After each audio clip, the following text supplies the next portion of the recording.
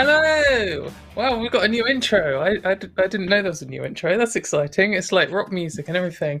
Hello, everyone, and welcome to the Transatlantic Call-In Show, the show where you can call in and talk to some trans people, and you can tell us why trans people are the best people ever, and we will argue with you and tell you why we're actually just as mediocre as everyone else. This week, you can talk with me, Katy Montgomerie, who I usually describe as an internet dickhead. Oh, there's instant abuse from the fucking stage team who were dying just before this went on. It's the holiday. I usually say I'm an internet dickhead, but now Twitter is dead. I guess I'm just a dickhead. And you could also talk to Ben Saucepan. Apparently, that's my name today.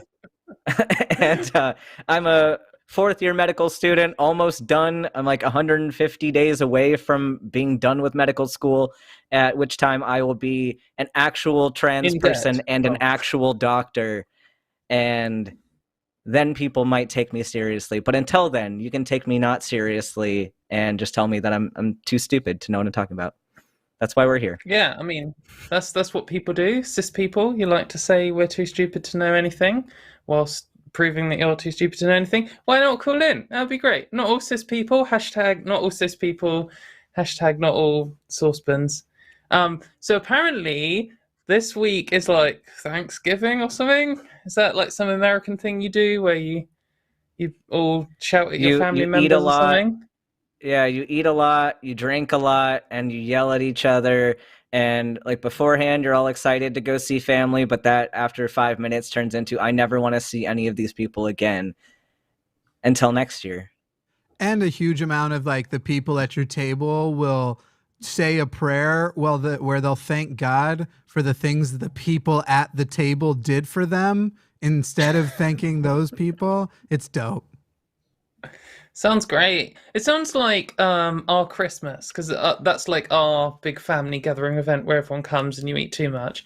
I don't know if you guys do that as much on Christmas, but also yours just sounds worse because, like, when sometimes people in England are like, "Oh, Christmas, I don't really know if I can be bothered to go to my family," or sometimes people argue, but that's the kind of tone it has. Like, "Oh, it's going to be good. I like Christmas," or "Oh, I don't know, it's going to be all right. We're just going to have a quiet one." And in America, it just seems to be universally, like right to left, everyone being like, "I don't want to talk to my stupid family about their stupid politics." So, should we change the title politics and are call worse this? than ever? Should we call this? Someone in the chat said it's TransGiving. Should I change the title of the episode? Yeah, why not? It can be TransGiving. Yeah, let's do it. Where I like it. we give our time and mental energy to random people who call in and sometimes give their time and energy to us, and we're very grateful. And sometimes don't. We are not grateful. I don't know. So, what's your Thanksgiving plans, Ben? I don't know if you don't have to reveal them. I don't know if that's like too. Well, I'm not working today, as you can see. I'm here, but I'm not at home with my family, nor do I want to be. My family kind of wishes I was there, but I know that they don't want me as I exist now. They want me pre-transition when I was miserable to be there. So that's an interesting little conflict with my family. But I'm just, I'm hanging out here. I'm probably going to be drinking a lot later, and then I'll probably stream on Twitch. I don't know. I'll do something fun, but not with my family. Yeah, I think that, sometimes it can be kind of sad when there's a situation like that, and then especially like LGBT audience might be thinking about this in particular because often LGBT people are pushed out by their families and have it can be kind of depressing because it's like a reminder of the time when everyone else is seeing their family and you're not. But that's not really the case, because there are lots of reasons why people get pushed out their families, or they push their families out. And there's no real obligation to spend time with your family, and it's just some kind of dumb tradition. And you can eat and get drunk on your own or with friends or, just with us. Why not? If you're watching this, and it's Thanksgiving and you're on your own and you're feeling maybe like, oh, I could be with my family, get in chat, make some friends. There's a good community here. Crack open the Baileys or whatever you drink and get on it, and then send some really drunk super chats at the end, and we'll read them out, and it'll be really fun. It can be a fun time, a nice time to spend Thanksgiving together. And maybe at the end, we can both do our little what we're thankful for, perhaps, if this is going to be TransGiving. There's a nice little random twist. Did y'all hear how I promoted the show last night on Matt's show? No. I'm going to interrupt way more times today. It's a holiday, and I'm very sad. I'm very sad today because I never... I'm sorry, Jimmy, but thank you. You can just... What? Finish it, Katie. Finish it. You can never be a real trans. You'll never be one of us. So. I know that deep in my heart. I just I haven't know that's the accepted real it reason yet. you're sad. No, last night Matt was like, I assume there's no episode tomorrow, and I jumped in and interrupted, and I was like, well, you'd assume wrong. And I was like, because there are British people in the world who don't celebrate Thanksgiving, and lonely people, and tomorrow we have famous British person Katy Montgomerie and famous lonely person student Dr. Ben. But you're not wrong, though. You're not wrong. That's the sad part. And then I added, and famous lonely producer Jimmy Snow. So that's this is Jimmy. Check the call-in studio thing. Something. Okay, so people who are calling and not, I don't know why this is happening. You're probably gonna have to call one more time because call-in studio keeps sort of breaking. Are they not running on Thanksgiving? Is this the problem? Hang on, let me try and reconnect us yet again. We did have, just for everyone, we had a bunch of callers in the line, and it seems that the software that we use to do all the calls and stuff has crashed. Yeah, there's something weird going on. Did you see Arden's? Please just hang a minute, and we'll let you know when you can call back in, and hopefully we'll just get you straight back on, because you can just say to the call screener, I'm the person who called in earlier, and they'll already know what to type out, and we'll get into you as soon as we possibly can. Thanks for bearing with us. This is the fault of the pilgrims or whatever. Welcome, host. You are now in. Arden in the side chat. We got Arden in the side chat saying the British and the lonely, the two genders. That's right. Well, I think it's going to work British now. Transsexual. Okay. If it doesn't, and this is super professional, isn't it? So it's a good hangout time. Yeah, thank you. If it doesn't, nope, it just crashed again. So our call-in system is broken. That's a problem. Yes. So here's the deal. Should we do the polls and see what happens? Because it might come back up. Yeah, what's funny is they're still charging me per minute for those calls that kept losing too. Everybody, let me just make sure the screener's not fucking with me, and then you do the polls real quick. Okay, bring out the polls. So every week we ask you, the audience, a fun question or a depressing question or just some kind of question, and see what everyone thinks and have a little bit of a discussion. So this is a question that we asked last week. Neither of us were here last week. Ben, do you want to read it out? Or yeah. While medicine and diagnostic terms like gender dysphoria have done a lot to establish the importance of trans healthcare in public consciousness, they've also been highly prohibitive in many ways. What ought the future of trans medicine and diagnoses look like? And I have thoughts because medicine is. So you're the doctor. Do you want me to give my stupid, uninformed opinion first? I have to interrupt again. Will both of you log out and log back into call-in studio? Yeah, can do. Thank you. Also, I should read everyone. This one's not my fault. I should read the responses. Some things are my fault. This time it's not. This time's not mine. Logged out. Luckily, Google knows my password for this. Oh, I'm back. Okay. I can see something. So thanks for bearing with us. If this is the first show you've seen, it's not normally this chaotic. We'll get on it. It's all going to work out. So shall I give my dumb uninformed opinion first, and then I was going to read the responses.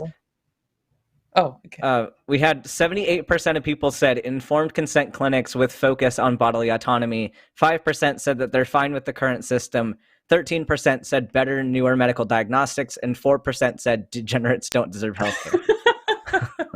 Welcome, host.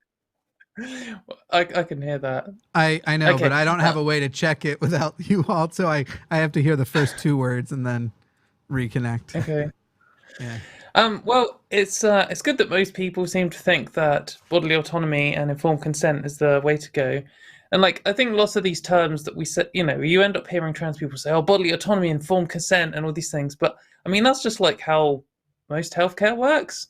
I don't know. It's kind of the standard. Like you have the choice over your body, and if you're feeling ill, then you sort it out. That's just kind of the basic, the very general overview. There's obviously loads of exceptions to that, but this isn't like a trans specific thing. And it's interesting to see how strong that is. I thought there would be more people saying better, newer medical diagnostics, but perhaps the last episode was just so convincing. Arden and Abigail just like smashed those points home so well that everyone was on board. I think I agree with the majority of people here. I think that, it's one of these things where it is, whenever we have some kind, this is so heavily gatekept at the moment, like healthcare, particularly in the UK, but in states in the US and around the world too, that when you're adding in pointless gatekeeping or any gatekeeping at all, you need to really show that that is beneficial to the patients. Like if you have some hypothetical where 90% of people who self-diagnose end up harming themselves with a medicine, but if you put in the doctor's gatekeeping, then suddenly that goes down to 0.1%, then you could say, oh, well, look, here you go. If we have a diagnosis step in this, it improves patient well-being. But unless you can show that, then what are you doing? You're just wasting people's time, money, and energy. And especially when it comes to trans healthcare, where there's so much bullshit in the way that we definitely need to get rid of. But yeah, Ben, what do you feel about this one? Or no, what do you feel? What is your expert doctor opinion? I have some different thoughts depending on the population that we're working with. I do think that informed consent should be the primary focus, especially for people of an age where they can consent. Yeah. And like Katie was saying, autonomy is a huge factor within medical ethics. But there is the side of needing to document and justify whether or not a treatment is going to be beneficial. But at the same time with that, if you gatekeep in a way that says you must meet these pathological criteria in order to get this treatment, it sets up an unnecessary barrier because they might get benefit even if they don't meet those criteria. So then how do we define said criteria to make sure we include everybody that could benefit and exclude people that wouldn't benefit? And that's very difficult. And that's kind of the nuance of medicine. None of this is a black and white issue. There's a lot of thought that goes into what would qualify somebody to receive a certain therapy. And it gets more and more sticky within different age groups, especially with adolescents, because there are certain things that they can consent to and certain things that they can't consent to. And with children even younger, you run into things like implied consent, which is pretty restricted to emergency treatment. So there's even some nuance there with maybe high risk trans kids who might have more of a detriment if they weren't to transition at that age. You could justify that being an emergency that maybe could qualify for implied consent. But the lines are so blurry anyway with all of this. Like, for example, if you have a minor who gets pregnant, they are now able to, even though wouldn't normally be able to consent to their own medical treatment, they can now consent to their baby's medical treatment. So it's two different stances at the same time, saying that the 16-year-old is able to consent, or also the 16-year-old is not able to consent, but they're still the same 16-year-old. So it's really sticky.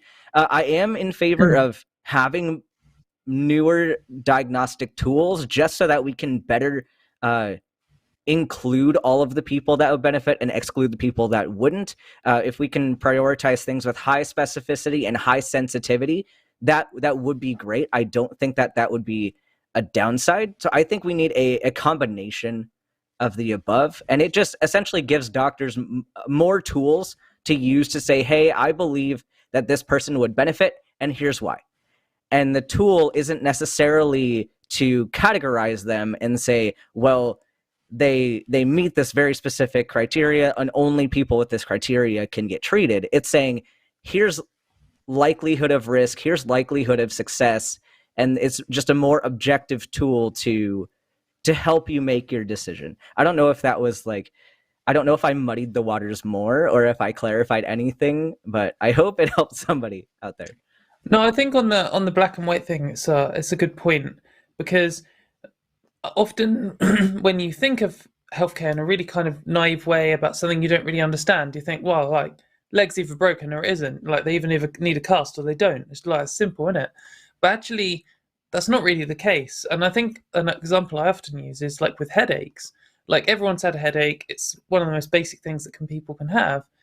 And if you want to take paracetamol for your headache, it's not like you have no headache, suddenly square wave turns on, you now have a headache, and it is the headache pain.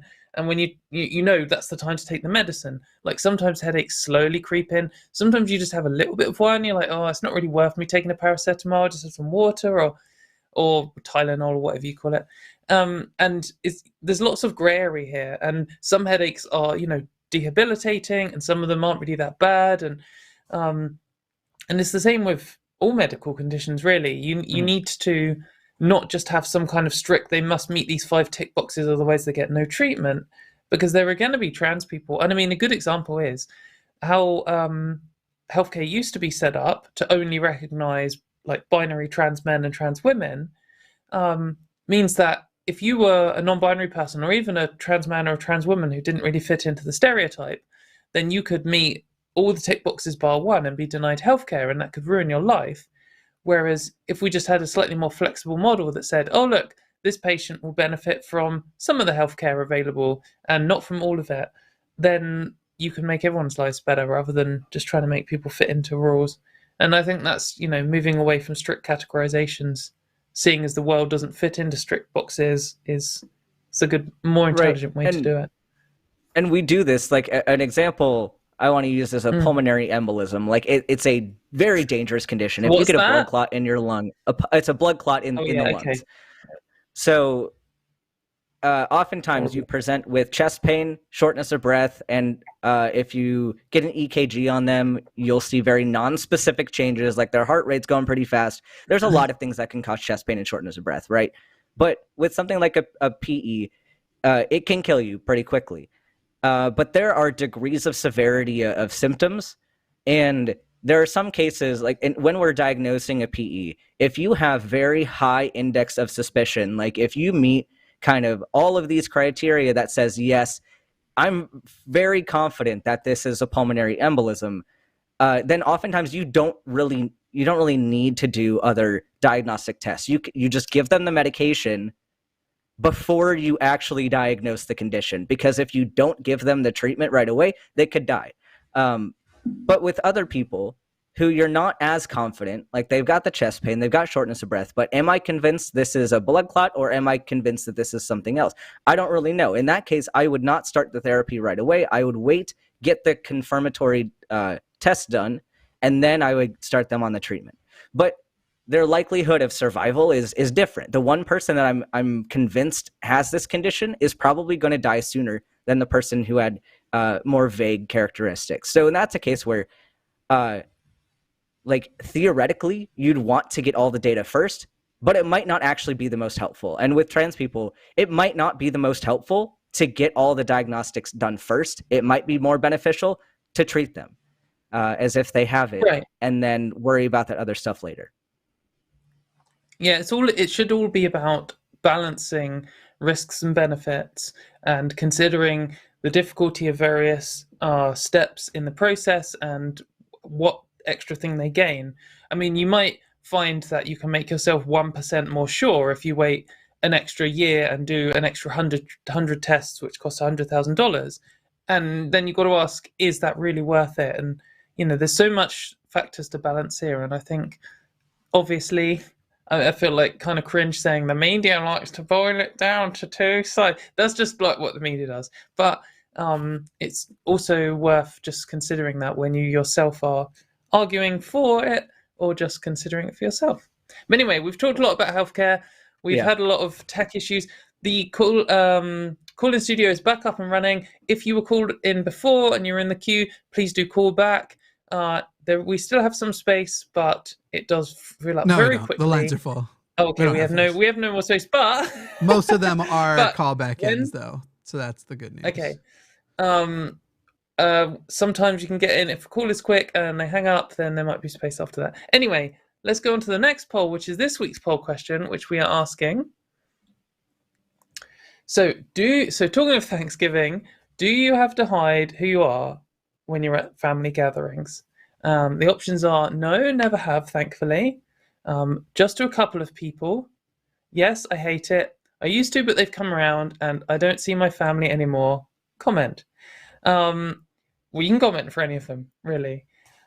So my situation is I've never had to, since coming out to myself, I never hid who I was, and that was my deliberate strategy. I felt that exposure therapy was the best way to win people over, and I think it worked out. It took a long time, but I think now things better than ever. So I appreciate the work I put in at the start for things to work out. But yeah, I don't know. It's can be kind of a sad question. I hope it's not too sad. I think the reason I wanted to do this one, actually, I don't know. I would ask what you put, Ben, but we've kind of already talked about it. But the reason I wanted to ask this question is because I don't know. Do we have any more things to talk about this before I just move on? It's kind of a simple one. It's a simple one. Yeah. Because I do have another thing to say for the last couple of minutes before we get into calls. So the reason I wanted to ask this question, this kind of safe one, is that obviously there was quite a big deal that happened last week. So it was Trans Day of Remembrance at the end of the week, or after Trans Awareness Week. And obviously there was, I don't know what I can say on YouTube to avoid getting in trouble. There was an incident that resulted in, LGBT people losing their lives, and it's very horrific. And we could have asked some kind of question about this, but I just think so many people, including myself, are just so drained and so angry and so upset about it that just some kind of poll just seemed too cheap. It just seemed kind of garbage. And when you're trying to think of how can we improve the discussion around this thing, what is there really to discuss? I mean, we know what this is. This is rising anti-trans and anti-LGBT hatred, which has been getting worse and worse for several years now, being pushed by, particularly in America, the far right and just the mainstream right, the Republican Party. For a second then I was like, shit, can I say that on this show? Yes, I can. I can dunk on the Republicans. And this is stochastic terrorism, which is where you have people like Tucker Carlson and Donald Trump or whatever going on TV and saying trans people are a danger, and then some grim person goes out and ends their lives. And I just feel like, I'm still kind of looking at people reacting to this on Twitter and being like, look, they're saying it out loud now, and like, look, this person's taken, like, I just feel like everyone knows. Maybe I'm being naive. There are still millions of people who have just no idea about this, I'm sure. But like, when you see this stuff, when they're like, oh, I don't mean LGBT people when I say groomers, like, who is that for? They know they're lying. We know they're lying. I really feel like we must be at the point where everyone knows they're lying. Like, it's just a performance for the sake of it. And a kind of any response to that is like pointless. I mean, what I could say, oh, they're lying. Yes, okay, we already know that. I could say, well, here's the statistic. No one cares about the statistics. No one cares at all. We know what the position is. That this is just like a moral proposition here, that they say they don't want LGBT people to exist. That's like that is the real debate. And it's very straightforward, and it's only going to get worse until more people than just the LGBT activist community stand up and do something about it. Yeah, I don't know. I can see, maybe I'm being defeatist and I feel very drained. I don't think there's nothing we can do. I don't think it's going to get worse indefinitely. But it's at this stage where it's got so much momentum that the way we engage with it just has to be different. Like, I just feel like we're past the kind of trying to alert people stage. People know. You can see it. It's fucking bleak. So yeah, I don't know. Maybe it's it's time to have these discussions. In like, obviously we have to get the kind of rage and sadness and despair and stuff out of the way. But moving forwards, I don't know. Maybe I'm just kind of having this discussion with myself, because my strategy for ages has been, well, these people are all liars. They're concealing what they do on purpose as part of their strategy, and they need to be outed, to be shown that, they want to create a world without LGBT people. And they're outing themselves now. So kind of my strategy is maybe no longer useful. Yeah, I don't know. I don't know if you have any thoughts on that, Ben, before we move on to questions. Perhaps we can take a happy one to just a small thing. Like, this has been exhausting for me as well, because the incident took place in my hometown. This was a venue that I went to. This was my first ever queer community that I had. And it's shaken my community a lot. And one good thing, at least, that I've seen is that a lot of people that I know that maybe haven't been the best in the past have now like shifted their thoughts on LGBTQ people, and I'm seeing some better things coming from them. But this is absolutely unacceptable, and it's terrifying. And like, that things happen like close to myself and my friends and my family, and I haven't had a good week about it. Yeah. I'm sorry that it's so close to you. Like, I didn't realize that, actually, when it first happened, because, I don't know all of the things, but yeah, I'm really sorry. It's fucking bleak. It's not been a good time. And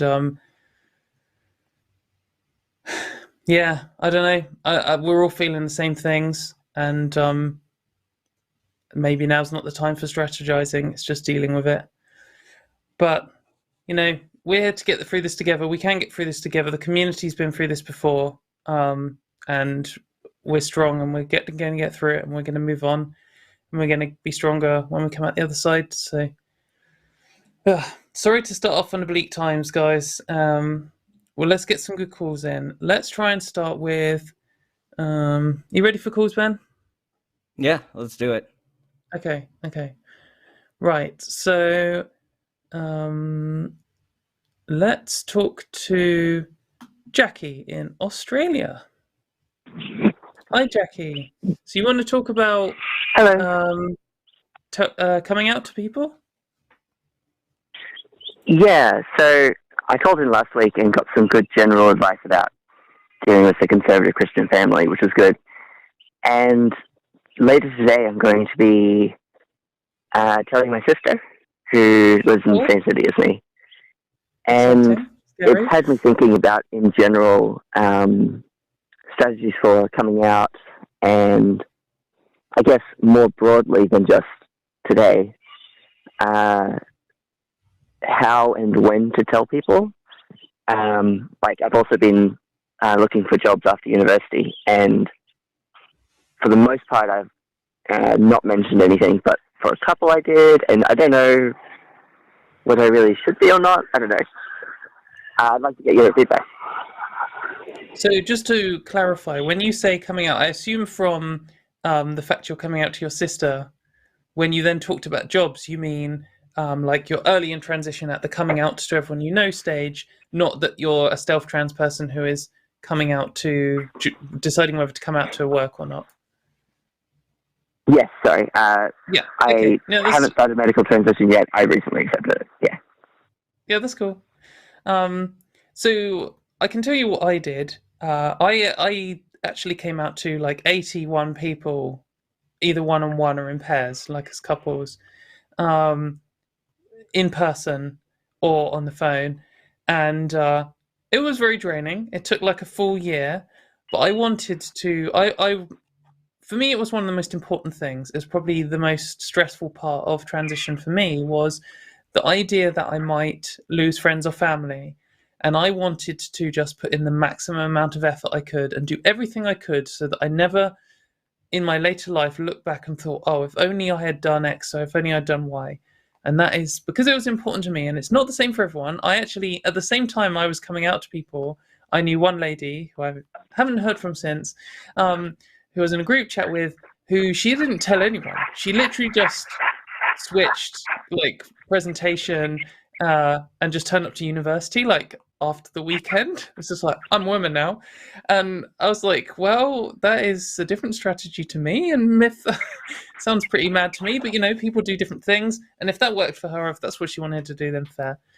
But when I came out to people, I at the start I just got really drunk, and that was my way of like I said to some, you know, like, can we meet up? I've got something important to tell you. That way I cannot chicken out because I've told them I have something important to say. Then I got really drunk so that I was more just loose mouthed to just say what I wanted, and then basically just blurted out as soon as I possibly could. And then we had time to talk it over, and I thought that was what was the most important part for me, was that we would have time to talk it through, because you can say like, I'm trans, and then run away, and then their thoughts are going to go you know, to any stereotypes they know, or any misinformation they know. But instead, if I say it and then I'm just like, right, let's go through this, I'm going to tell you what being trans means, I'm going to tell you, you know, give you a chance to ask questions, I'm going to be super honest and open about absolutely everything with no sort of barriers on this, and that way hopefully any chance that this can go well will be improved. And that's kind of the strategy I had. And for when to do it, I just, what I found was it kind of built up inside me, and I felt like I had to. I felt like I needed to tell someone. I needed to like stop having a secret around someone I cared. So I like to, you know, tell one of my best friends, and I build up to it, and it'd be a big deal, and then most of the time it went really well and I felt great, and then the next day I'd wake up and feel like, I guess, some kind of emotional hangover. I'd like feel regret and despair and horrible, and I was like, man, maybe I shouldn't have done that.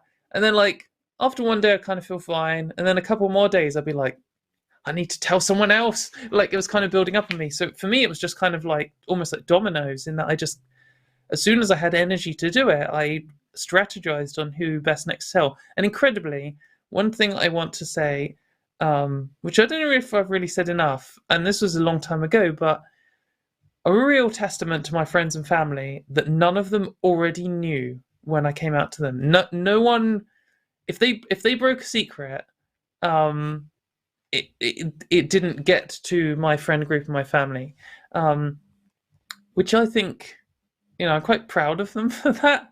It's quite, you know, it's good that there's so many people who are willing to keep a secret.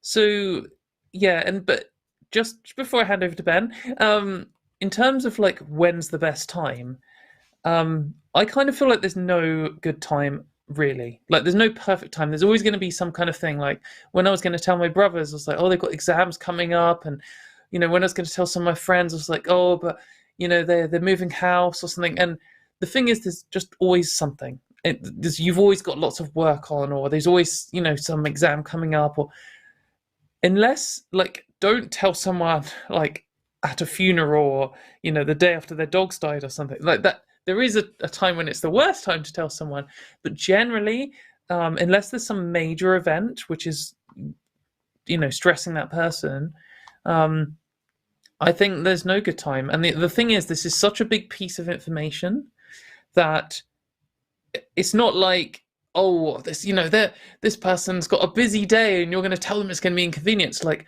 your friends and family are going to want to know. They're going to want to stop. It's going to be a major deal for them. They're going to spend a lot of time thinking about it. And I think that, that's kind of their duty to you as a friend or a family to give you the time when you're giving them such a big thing. But I don't know, what do you think, Ben? How did you deal with that?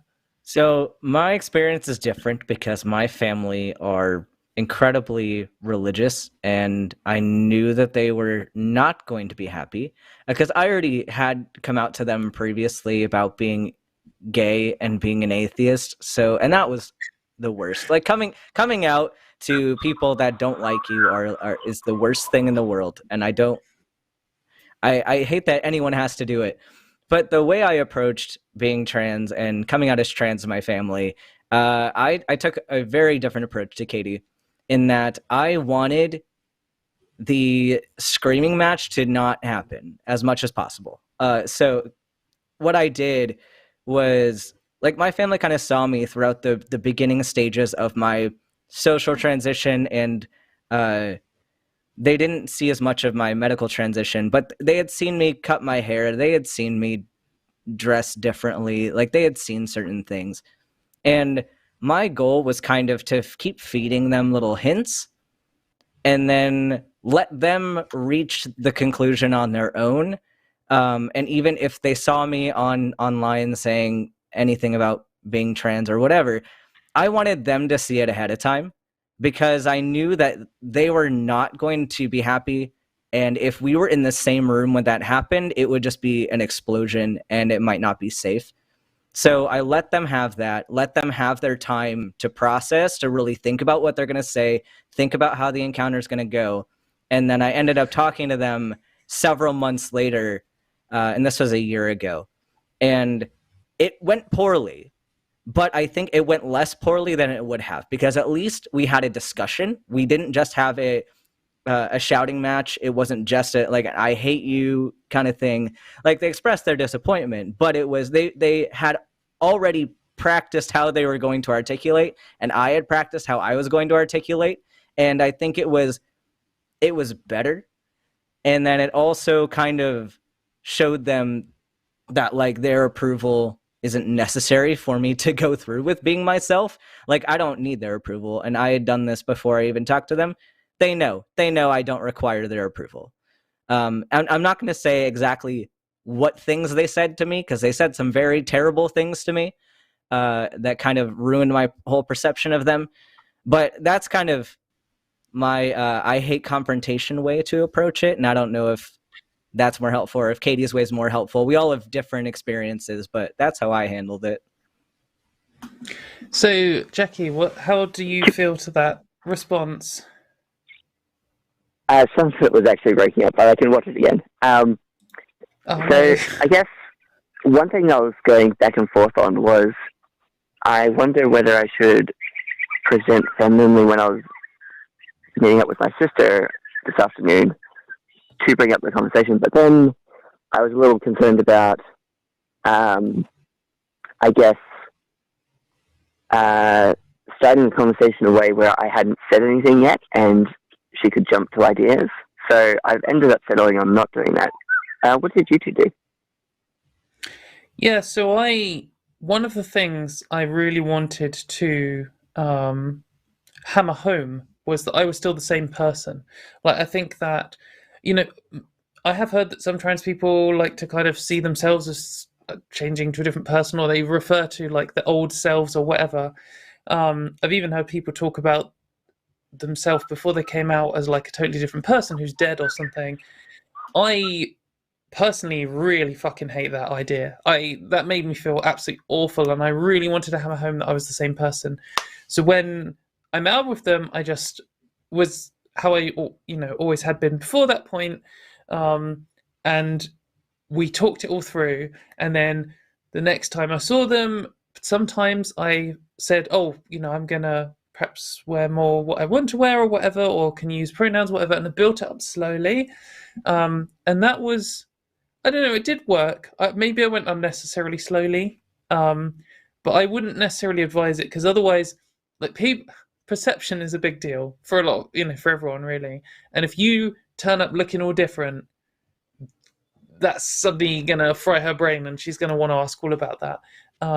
So yeah, I don't know. If you can bear to not, then it depends what you want really. Because it depends, because you might be in a situation where you're worried that she's going to doubt you, and then in which case, saying like this is who I am now, it might alleviate that. Or if you're in a situation where you're worried she's going to have a bad reaction, then maybe not. So I think it does kind of depend.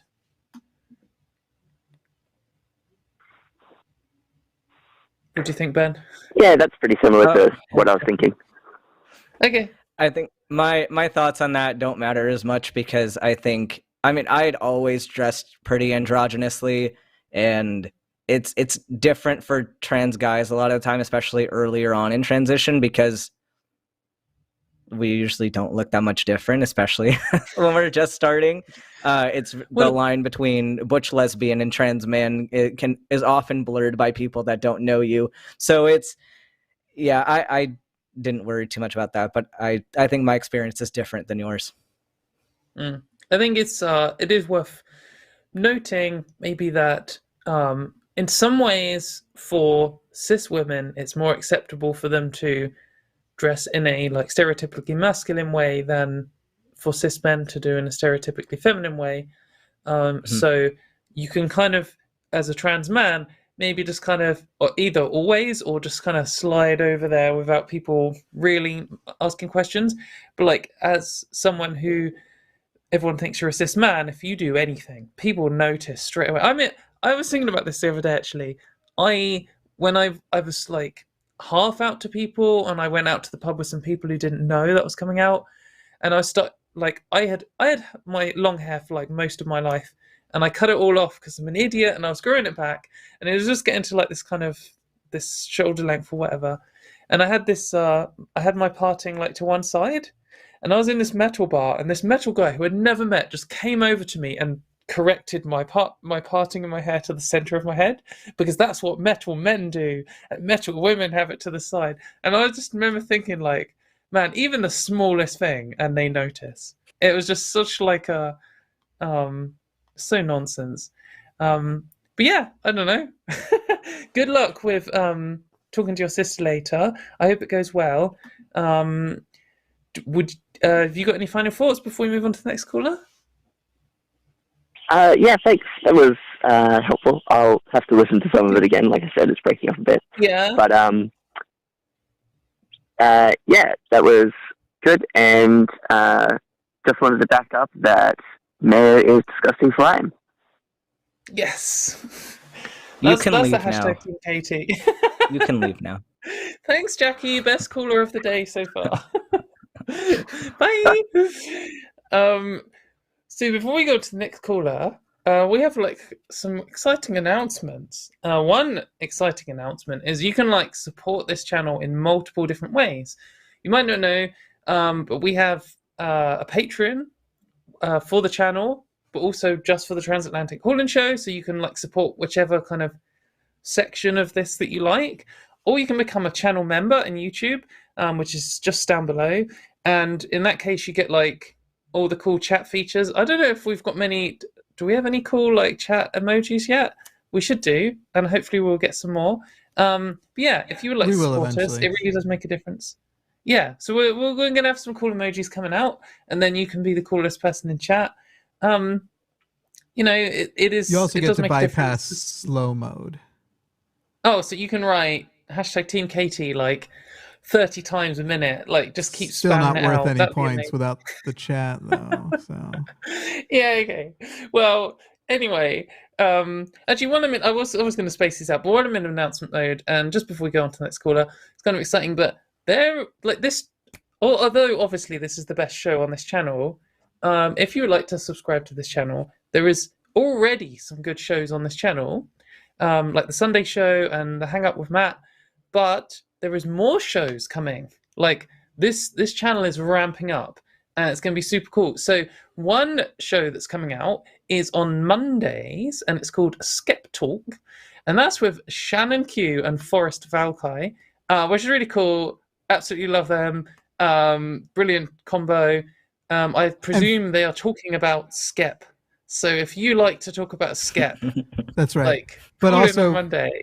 For the record, because I know this is getting lost on it being launched, there will be other hosts as well. So basically, Skeptalk is shows the first Monday hosted by people with expertises, accolades in certain fields. So these are both obviously Forrest from the science and bio world, Shannon from the psychology world. Yeah. The what? Where in the world? Brain world. Exactly. Anyway, we also have another. Sorry, that was a 90s British advert reference for all one of you in the chat. And also did a really bad job of it. But also, there's another show on the Tuesday, which is called Hostility, where obviously they get the most abrasive hosts like Jimmy, and also some cool people like sex coach superstar Alyssa, and I hope I say this right, Lubicic. Lubicic. Close. That's better than I expected. Lubicic. Yeah. Lubicic. Okay. Reality TV star. Is it? Okay. That's going to be pretty cool. Yeah. So this is exciting. So we're getting to the point where there's nearly like a show every single day on this channel, which means there's going to be loads of cool videos, loads of really cool people. It means that the chat is going to get even more hype because there's going to be loads more people showing up, which is even more reason to become a member and then get all the cool emoticons. You can be like, yeah, mate, been here since Transatlantic Day 1, innit? Like, what you playing at? Already got the emoticons. I've already got the Team Saucepan emoji, which is probably going to come out. But y'all also like, they harass me constantly about adding a fucking podcast. And so we're going to turn everything to a podcast, but we're not going to, like, one person in response to us mentioning that in another show was like, it's not that hard. Just download the audio and post it. And it's like, it's actually much harder than you think. And we're not just going to shit out everything's gonna get re-leveled and fucking, we're going to hire a proper audio engineer to handle that shit. Plus the actual distribution also costs money. So the success of the Patreon is the main thing that's going to be the, patreon.com/calltheline for us to be able to distribute as a podcast, hopefully coming soon. So it's exciting.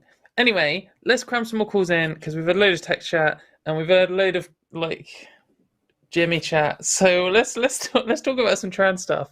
Let's talk next to fuck off. I mean, we love you really. Let's talk to Mona in Germany who wants to talk about comorbidities and contraindiction, don't know what that means, relating to dysphoria. Hi there. It's supposed to say contraindication. Oh, it probably does, and I just can't read. I've already read someone's surname wrong, so I'm not having a reading day, apparently. Anyway, Mona. She's English. She's English and can't even speak the language of the right No, when I get it wrong, it's not actually wrong. It's everyone else getting it wrong because I'm the inventor of English, like you just said. Anyway, Mona. Yeah, no problem either way. I'm going to say right away the connection is breaking up a lot, so forgive me if I take a moment to answer. I might have to decipher what you were saying through the breaking up. Okay. Also, happy TransGiving to both of you. Thank you. Yeah, I wanted to call in.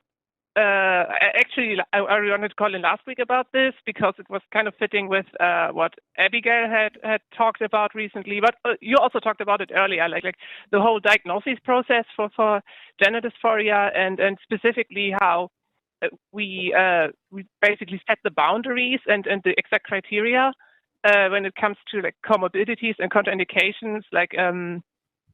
Especially now, there are a lot of people on the more conservative side calling to say, like, oh, yeah, if you're suicidal, you shouldn't get the treatment. Or if you're depressed, you should treat that first. If you have body dysmorphia, you should treat that instead of like gender dysphoria. And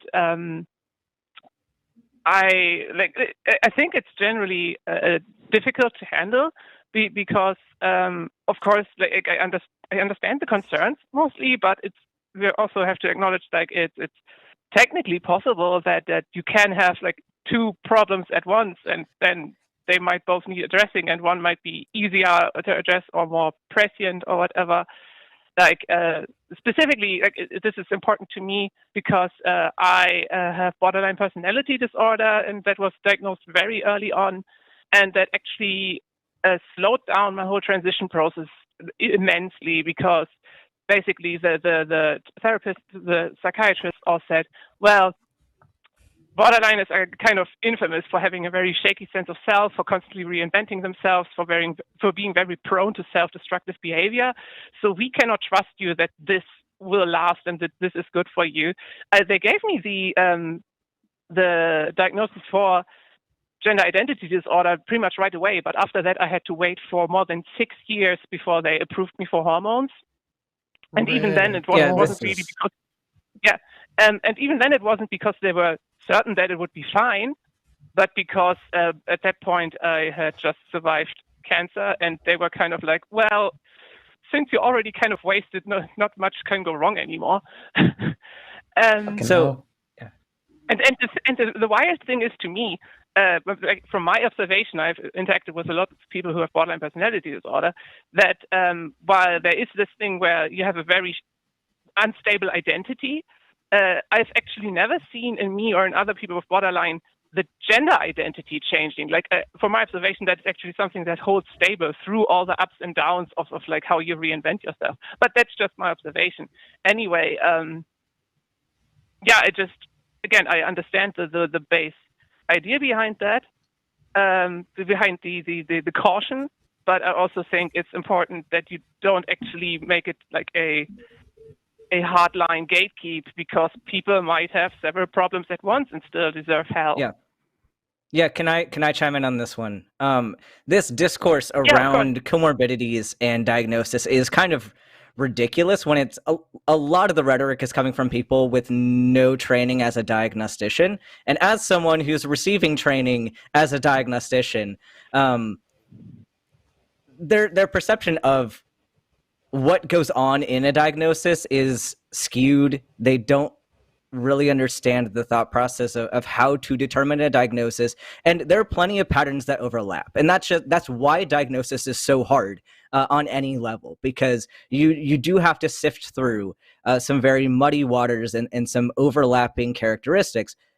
But the thing is, there are ways to do that, and a lot of those ways you learn through training of diagnosis.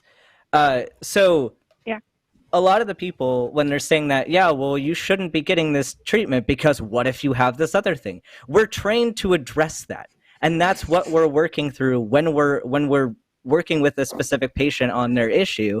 And a lot of times, especially within psychological diagnosis, you do have that line of, do you have this symptom or condition that is not better explained by something else? And that's often a criterion used when prescribing a psychiatric medication. So we are already thinking about this. So the assumption that we're not thinking about that is wrong. And I was going to go somewhere else with this, but I'm trying to think about where I lost my point. Katie, what are your points before I remember my point? Yeah, so I think one thing worth considering is that obviously you do get healthcare professionals who push this stuff. I mean, almost always cis people, because cis people do love creating barriers in front of trans people's healthcare. And I think it's kind of like important to realize just to what degree they'll do that and to how pointless it is. And, I've heard people being blocked from getting healthcare because they're depressed, and they're depressed because they're trans and they don't have healthcare. And like, it's just such a straightforward, none of this is straightforward, but like, as far as these things go, like, of course, trans people who are denied healthcare are going to be depressed. I mean, that come on. But the thing is, there are lots of cis people who want any excuse to deny you healthcare, literally anything. Even if you do just jump through all the hoops and you fit all of the tick boxes and everything, they'll still just make something up to try and stop you.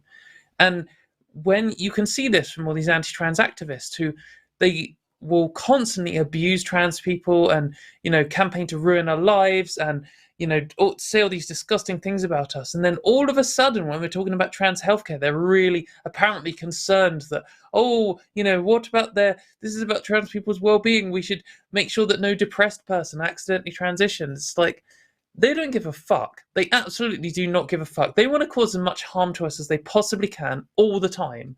But more important than that is denying trans people healthcare, because they don't want trans people to exist, and they think if they deny us healthcare, then we won't exist anymore. Is part of wiping us out. They're morally mandating us out of existence plan. But then, so they don't give a fuck. Like it's all just a dance. It's all just pretense in order to trick random bystanders and to seem reasonable. And that's kind of what I was talking about the early part of the show is, as this kind of gets more explicit and more people know about it, the charade they put on just seems more and more ridiculous. You get these people who will openly campaign to ban all trans healthcare and then will turn around and say, oh, well, we're really concerned about autistic people who are trans. It's like, what the fuck are you talking about? You don't give a shit about autistic people. In fact, most of the time, anti-trans people are ridiculously anti-autistic rights as well. And then you were just campaigning to ban all trans healthcare. So this is obviously just an excuse for you. So I think that we need to factor that in. Like when we approach this, when we say, oh, healthcare for trans people, we should say what is good for trans people, but also be aware that at least some of the pushback against trans healthcare in any situation is from someone who doesn't want trans people to exist. And that, we can't just assume everyone's good faith. That is just, I think it's dishonest and naive at best to assume that everyone involved in these discussions wants the best for trans people, because they do not. Sorry, Ben. And something here too is with regard to diagnosis, especially with people who already have You're breaking up again, Ben. Sorry, there's not much we can do about it. It's not on. It's not on our end. So I'll try to answer it, and then if you can go back and listen later, hopefully that'll help. But let me hop in real quick because this is good for any caller. Any caller is calling using the web link. You need to be in like the most solid Wi-Fi spot in your house or solid internet connection. On our end, we're hearing everything fine. It's breaking down through your web connection. Okay. Yep. Yeah, actually, I'm connected with a cable, but anyway, now I'm hearing you again. Yeah. I'm sorry. So, okay, good. So something here that's important is when people have multiple medical conditions or multiple psychological conditions, there's this factor of anchoring bias that we see with a lot of practitioners and even a lot of the public. But when someone's diagnosing somebody, it's very easy to get locked into assuming that the issue currently is due to something that they already have or due to what you think the problem is. So like if someone comes in and they have a history of depression and they're feeling more depressed than usual, I might be inclined to say, well, this is obviously due to your depression. You have a history of this. I don't have to think about this anymore, which is not really good medicine at all, because what if it's depression and they have a thyroid issue, or if it's depression and something else? There's always a possibility that there's more to the problem, and it's very lazy medicine to say, I'm going to limit this to one thing. Same thing with autistic people who are trans. There's this tendency to want to cluster these into one pathology. Not saying that either of them are pathologies, but people are trying to make them pathologies so they can say these are all related as one thing. Like because you're autistic and you're trans, those are due to the same exact process, which has not been demonstrated to be the case. So we have to be careful about these anchoring biases and making sure that we are actually thinking through ruling out other possibilities. And in your case and in many people's cases, these are separate things. Their depression is not necessarily like related to them being trans. It might be for some people, but it also might be two separate things.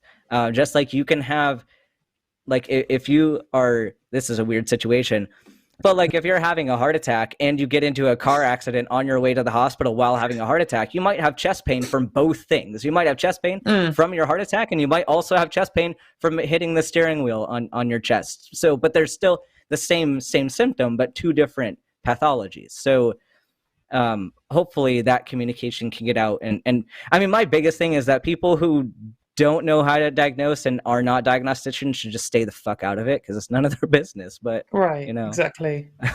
As it's, Yeah, healthcare should be up to the patient and the doctor, and not some prick on the internet. I also didn't want to imply that I understood the diagnosis process, just what my experience has No, for been, sure. like getting diagnoses and so on. Yeah, definitely. yeah. Yeah, I think. Sorry to hammer home on the prejudice thing again. I just feel very frustrated by it. But like another example of this is women's healthcare. Like a very common thing for I've talked to so many women who have endometriosis, and in order to get diagnosed with that, they went with these symptoms, and the doctor's like, "Nah, it's just menstrual cramps." Like, "Nah, it's just you're just whining." Like, these things, and they go on and on for years and years and years, and finally they see someone who actually takes them seriously, and they're like, "Oh yeah, you've got really severe symptoms of endometriosis, or another condition," and often people do just. It's not just that they want to say, "Oh, there's only one problem here," which is true, and people do that, and it's exactly what Ben's saying. Like, "Oh, this person's in a car crash. Let's solve their heart attack and then leave their broken leg." Like, or whatever. We can only deal with one thing at a time. But also, there are a lot of people who don't consider people different to them worthy of taking seriously, and that's all factored in. There's multiple problems here, and this is why, ideally, trans healthcare should be done by trans people. Just like, doesn't mean cis people can't do it. Obviously men can be good gynecologists and etc. etc. Cis men, but when all of trans healthcare is run by cis people, and like half of them hate trans people, then of course we're gonna have shit healthcare, and they aren't gonna take us seriously. Just like when all doctors were straight cis men, like, of course they're going to do women's healthcare badly. Of course they're going to do gay people's healthcare badly. Of course they're going to do trans people's healthcare badly. So, yeah, I don't know. I hope that's helped, Mona. Is there anything else you'd like to add? No, I think I'm good. I mean, there's more I could say, but I don't want to drag this out since the connection is so bad on my end. Thank you for it's a shame. taking my call, and that's okay. I will listen back to this in the actual live stream just to see how it went. Yeah, again, thank you, and sorry for the bad connection, and be well. That's okay. Thanks a lot, Mona. Perhaps you can call again with a better connection next time. Okay, let's swiftly move on because we've got a few callers queued up, and we still have some time to take them, if that's cool with you, Ben. So let's move on to Amelia in Finland, who wants to talk about medical gatekeeping. We're having a good show for you, Ben. Like, it's all doctor stuff today. Yeah, this is great. So, Amelia, go for it. Okay, hi, hello. Am I coming through clearly? I'm also calling through that, by the way. Okay, fantastic. So, this is, I mean, you already in the previous call touched on some of what I wanted to talk about. And it was also briefly mentioned about Abigail Thorne and her latest video, which is fantastic, by the way. It had me screaming a couple of times on my first watch. Because all of it is so relatable. Like, this is happening over here too, and it's while the wait times are not as horrific as what you have over in the UK with the NHS, it's still pretty bad. And I had my referral sent from the equivalent of a GP in May of last year, and I'll maybe have my diagnosis next summer. Okay. That seems like, I don't know what you're feeling, Ben, but to me, like, wow, 2 years, it's like lightning fast. Oh, no, that's unacceptably I am doing... Sorry. You were saying? No, go ahead. I think I was just saying it's fast and Ben was saying it's slow, and so you can tell which countries they're in. But sorry, go ahead.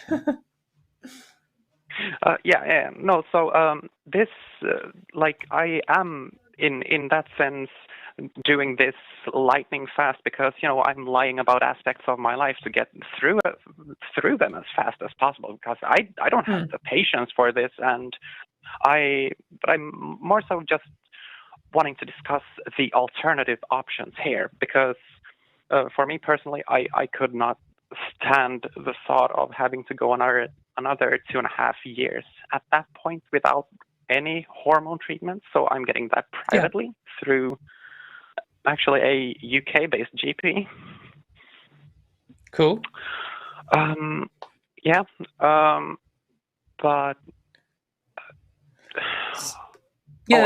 losing my track of thought. Let's okay. at my notes. Yeah, I've got a couple of things I wanted to talk about what you've mentioned. Sorry to cut in first, Ben, but one thing you said about, and because we've talked about gatekeeping a couple of times already on this episode, and then you said, you're lying to get healthcare. Before I, like 20 years ago or something, when I was a teenager. Wait, was I a teenager 20 years ago? Yeah, I was. Just as in the lower end, not the higher end, by the way. But like the idea of lying to a doctor would have absolutely horrified me, and I think that going as I grew up and not having, like, the only health stuff I ever really dealt with was asthma, and I always told the truth to the doctor because I wanted them to give them the best healthcare I could, and I trusted them, and that I got good healthcare on the NHS because the Conservatives hadn't destroyed it at that point. And I think a lot of cis people might hear a trans person saying, "Oh, I'm lying in order to get healthcare." You might be like, "God, that's horrific. This person should be banned. We should call up and tell their doctors." And sometimes you hear that, but I totally get it now. I had to lie to my NHS doctor, to the GIC, like so many times, and I actually had a situation where so you have basically like a therapist who you have to talk to, and you have to see a certain amount of times a year, as well as a doctor. And I was under the impression, maybe there was some small print, I'm not necessarily making a strong accusation here because I haven't read back through everything, but I was under the impression this was a normal therapist who was confidential, and unless I was saying I was about to harm myself or others, that it would all be private. And I said I was terrified of the idea of face surgery. That's all I said. I said that I might run away from it. I didn't know if I could go through with it. I paid for it, but I didn't know if I could do it because I was so scared. And then a few weeks later, which is absolutely lightning fast for the GIC, the doctor rang me up and was like, "Oh, the therapist just told me that you're considering detransitioning and that I should stop your healthcare." I was just like, "What?" Like, I had a fucking heart attack. It was terrifying. I was like, "Well, what? No, not at all. Absolutely not." And then from that moment onwards, I couldn't trust any of them, and I just lied. I lied every single time from that moment onwards. They're like, "How's it going?" I was like, "Yeah, great." Like every single time. And of course you have to lie. And this is the problem with this stupid gatekeeping. And it's been much worse in the past in the UK and in other countries, to the point where you have to fit these ridiculous stereotypes and everything, and so people lie to get it. Of course they do. I mean, like even when I was first seeing the NHS, it was just common knowledge that you should dress up to go to the GIC, because if you're a trans woman and you turn up wearing jeans and a t-shirt, they will say you're not putting in enough effort, and then we'll hold you back a few months. And I know some people who did that. I know people were held back because they hadn't legally changed their name. I know one lady, sorry, I'm in rant mode. I know one lady who literally changed her name from Alex to Alex, different spelling, because they said that she wasn't putting in enough effort if she kept her name the same. Like, it's just so ridiculous. Of course, when you put in all these arbitrary rules, people will just lie to get through them. And then the problem is older healthcare, older studies done on trans people is then based on this situation where people have had to lie. And like, if you look at Blanchard's absolute joke, bad, ridiculous science in quotes, attempts at like pathologizing trans people, he uses like these questionnaires in order to diagnose people and also to give them healthcare. And he wrote something, like, "Oh, you've got to get so many points on this scale in order to get healthcare." And so everyone lies and gets a load of points on his scale. And then he's like, "Oh, all trans people fit my model." And it's like, well, they had to fit your model in order to like live. So yes, you have pruned them into this shape in order to like get through. So yeah, it's so garbage. Sorry, I'm in rant mode. Ben, quick, take it off my hands. Yeah, and this is a record for. It's very hard to cry while on testosterone, but like I'm right about there right now, and it's this issue, like, and listening to both of your stories, like, it honestly, it breaks my heart. Like, I'm going into this field for a reason. Like, this, every doctor has their why of why they went into this field at all, and this is why I'm here. And it's absolutely nauseating and heartbreaking to listen to people say that they've had to lie in order to get healthcare. And I'm furious. I'm absolutely furious, because we can do better and we should do better. And I hope that I do the right things for people, and I hope that people get access to somebody who cares as much as I do. And I honestly, like, I'm terrified a little bit of doing the wrong thing in trying to combat this absolutely ridiculous system, because there's, on the one hand, wanting to do everything you can and knowing what the limits are based on the legal system and the whole health system. Like, how do we best approach this to actually provide healthcare for people? And it's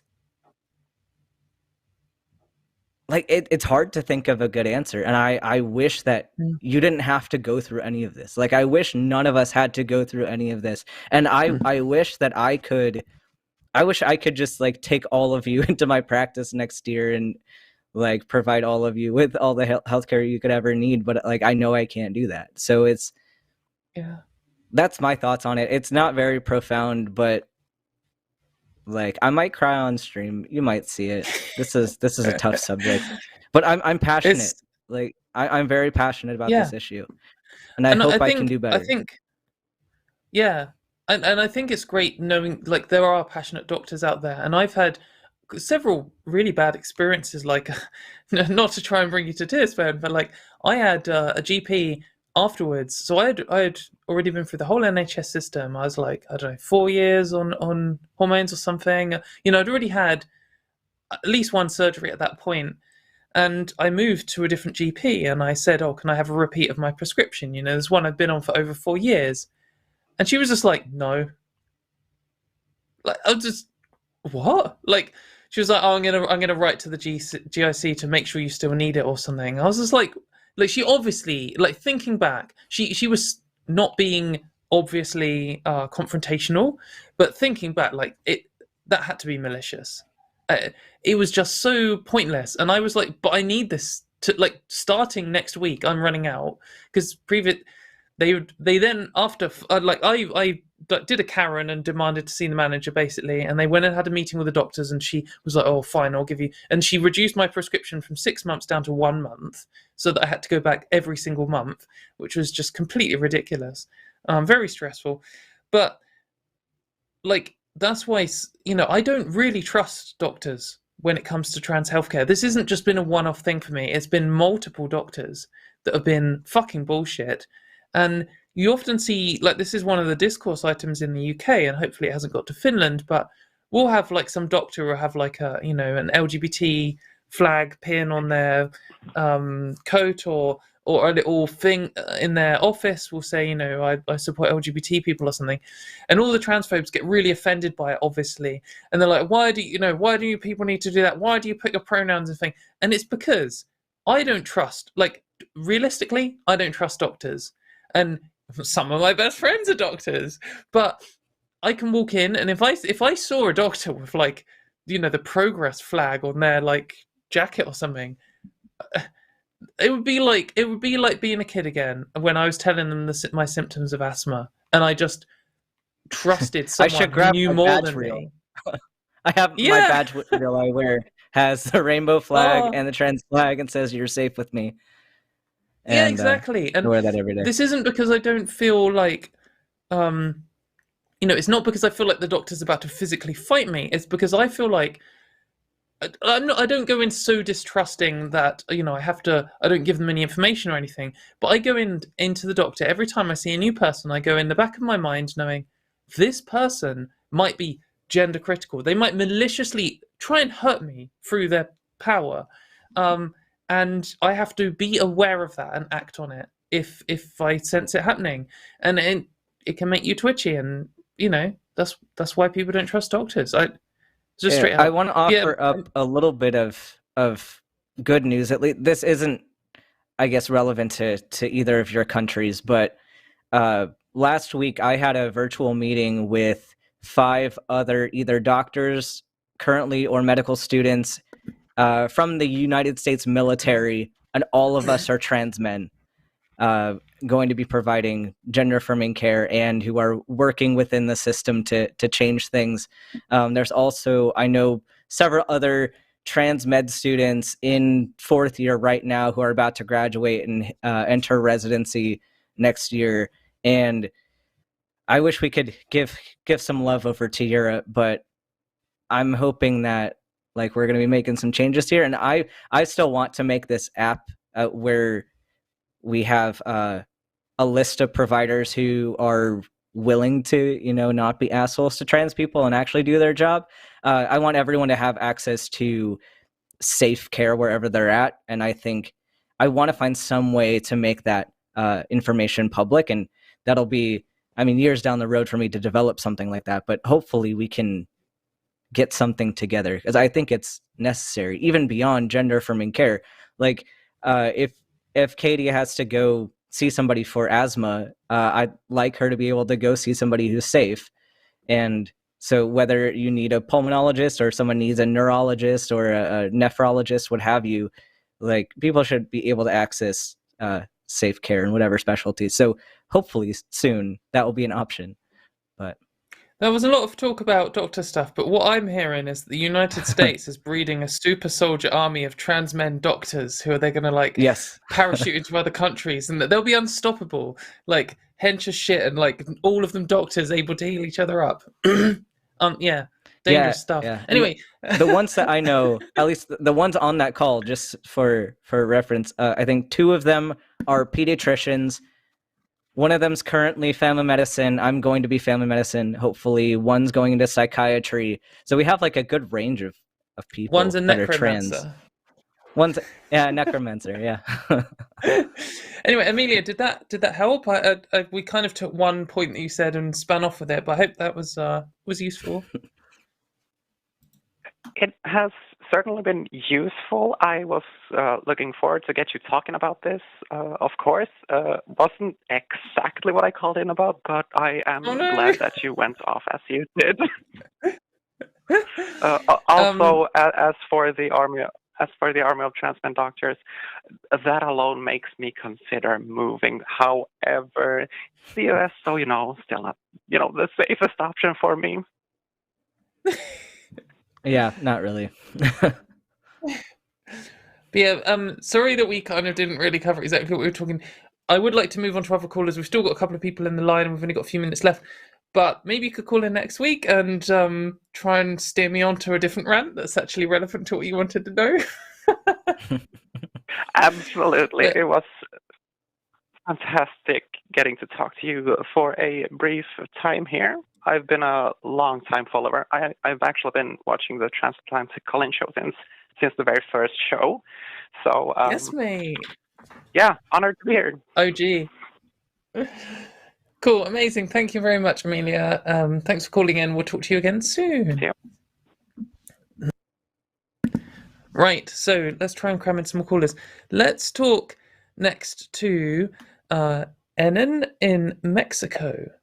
Check your Twitter DMs, please.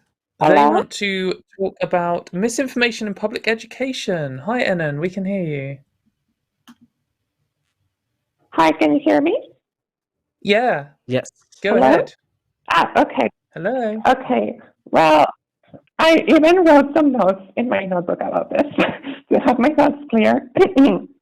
But I'm just I have noticed that the misinformation, and a lot of people are talking about this, right? About misinformation and honestly propaganda is affecting law and the lives of trans people. And I just have to say that how is it that, sorry for my throat, how is it that the media is how is this that the media is not held accountable for this?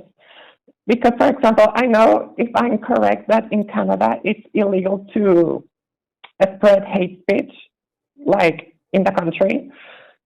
And for example, here in the state of Mexico where I live, I'm working with a couple of legal persons, I guess, lawyers, to pass a law in my state and hopefully in Mexico, all over the country, about criminalizing hate speech and not being protected under freedom of speech.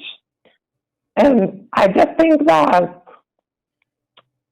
like, what I want to see is people being like, why is it that media are spreading misinformation and honestly potential danger to trans people, and there have been like a collective consensus of let's have only in the media people that are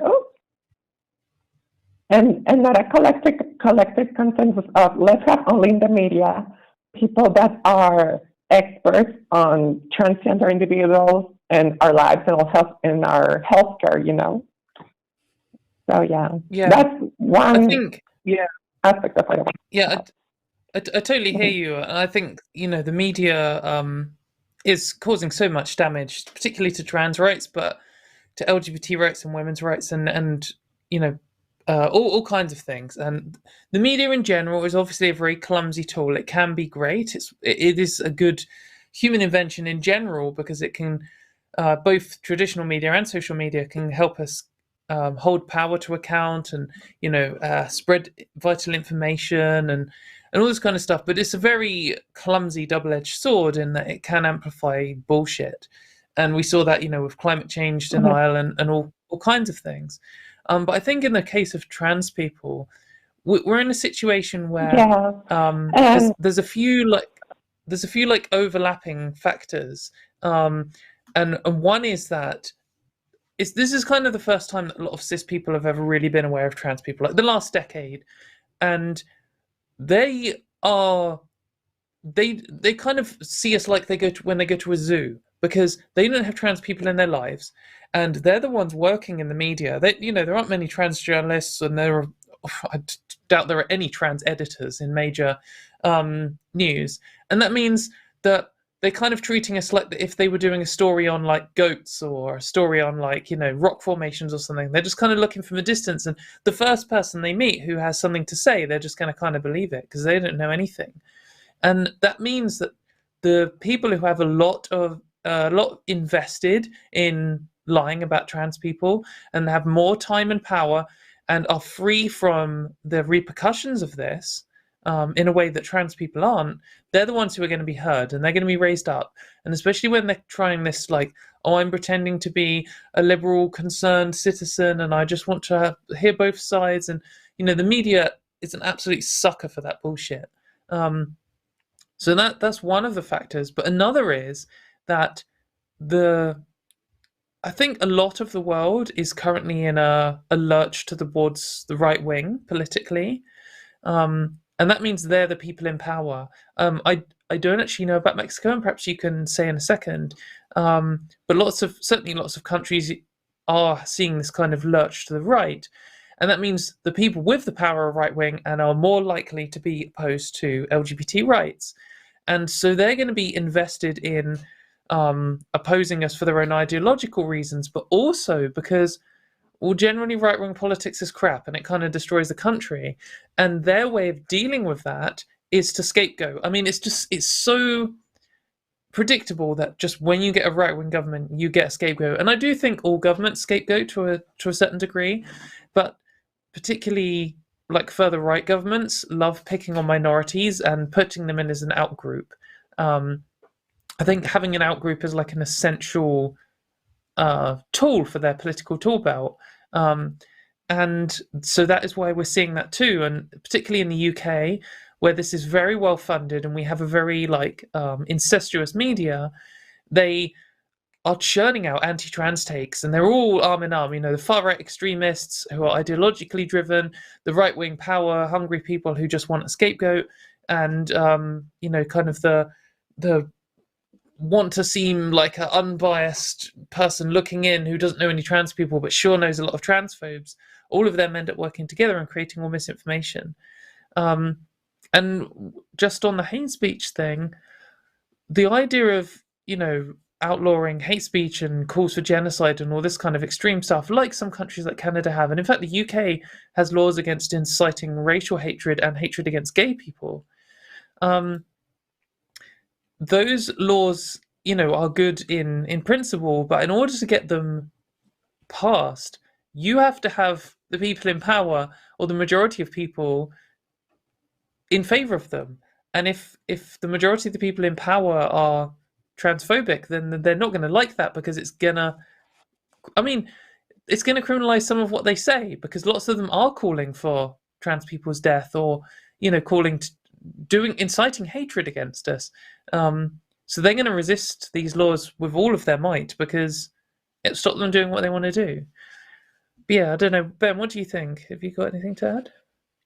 Yeah, I was going to add a little bit about responsibility, and people can say whatever they want when they feel no sense of responsibility and bear no accountability for whatever they say, which is why I get very passionate about medical misinformation and things along those lines, because especially pertaining to things like the abortion debate, like a lot of people making the claims do not face the responsibility of making decisions for people. And this is kind of the same thing, like with trans people. The people who are feeling the responsibility for the actions that happen here are trans people and are the LGBTQ community. So unless you actually have a way to experience the weight of accountability, you're probably not going to have any incentive to change your actions, which is kind of a problem. And it kind of explains why these people don't care. All they care about is the engagement that they get with whatever platform they're on. And unfortunately, like, the more debates they can start about something, whether or not they even should be debates, the more engagement they get and the more money they get. And this kind of starts like the vicious cycle of these debates that shouldn't be debate. Like, we've got trans people is essentially the debate going around. And like, why are these two sides being platformed as equal opinions? Like, one is clearly the right answer and one is not a good answer, but they need to balance out all sides. So we're going to bring up this garbage perspective just so that we have some sort of debate. And I think it's absolutely dishonest and disgusting that they do that. But that's what it comes down to. I think if they had any shred of responsibility for what they said, like if they took accountability for the actions people took as a result of their ideas going out, the media would probably look very, very different than it does now. But I don't know how practical it would be to enforce something like that. And I'm not in that legal space, so I'm not going to make any claims there. But those are kind of my thoughts. Yeah, and it's exciting, and that you're helping to pass this law in Mexico. Yeah, how did that answer your question? Oh, great. Well, I just wanted to also comment on another thing, like relating to healthcare, I guess, because that's what they were talking about, other people. Like, for example, a very prominent trans person that lives where I live went to a healthcare provider and went to that healthcare provider, and the endocrinologist said to them, like, oh, but like, that the majority of trans people regret having transition and blah, blah, blah. And what we have in Mexico is that then that person reported that doctor to a human rights organization, like a local human rights organization. They sent a warning to the doctor and, like, I don't know, consequences to that doctor, and then put that person to another healthcare provider. And, that's what we do here. That's a situation that we do here, like where I live.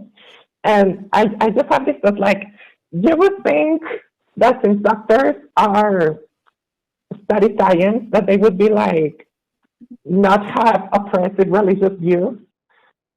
you would think that they would be impartial, but sadly, they're not, right? And yeah. Yeah, they should be. Yeah. Doctors that spread misinformation should be either have their license suspended or revoked, and I think that's the case with trans issues too. We have the data. The science clearly says that trans people exist and should be given appropriate health care, and doctors that refuse to do that and spread misinformation should have consequences. I fully agree. I wish the U.S. did that. Yeah, Yeah, it's going to be hard to enforce. So go on. And also, last question, or like, I guess, something that I wanted to talk about was transphobia within the LGBT community. Because I follow an Instagram account that's called Trans Santa that, you know, gives gifts to trans people in need. And people like upload their like stories about like what's happening in their lives and stuff like that. And there's this story of a trans kid with two lesbian moms that came out to them as trans, and then that lesbian mom said that, oh, but you know that trans people are evil, and then the trans mom, sorry, two lesbians, I got confused. And that two lesbian mom said to that trans kid that, oh, you know, that being trans is evil. And then they showed that kid like anti-trans documentaries. And I'm like, how is it that a portion of the majority being the gay and lesbian and maybe bisexual community are transphobic? Like, yeah, that's I don't know. It's a big. It's a really big topic, and it might make a good question for another call, just because we're kind of running out of time.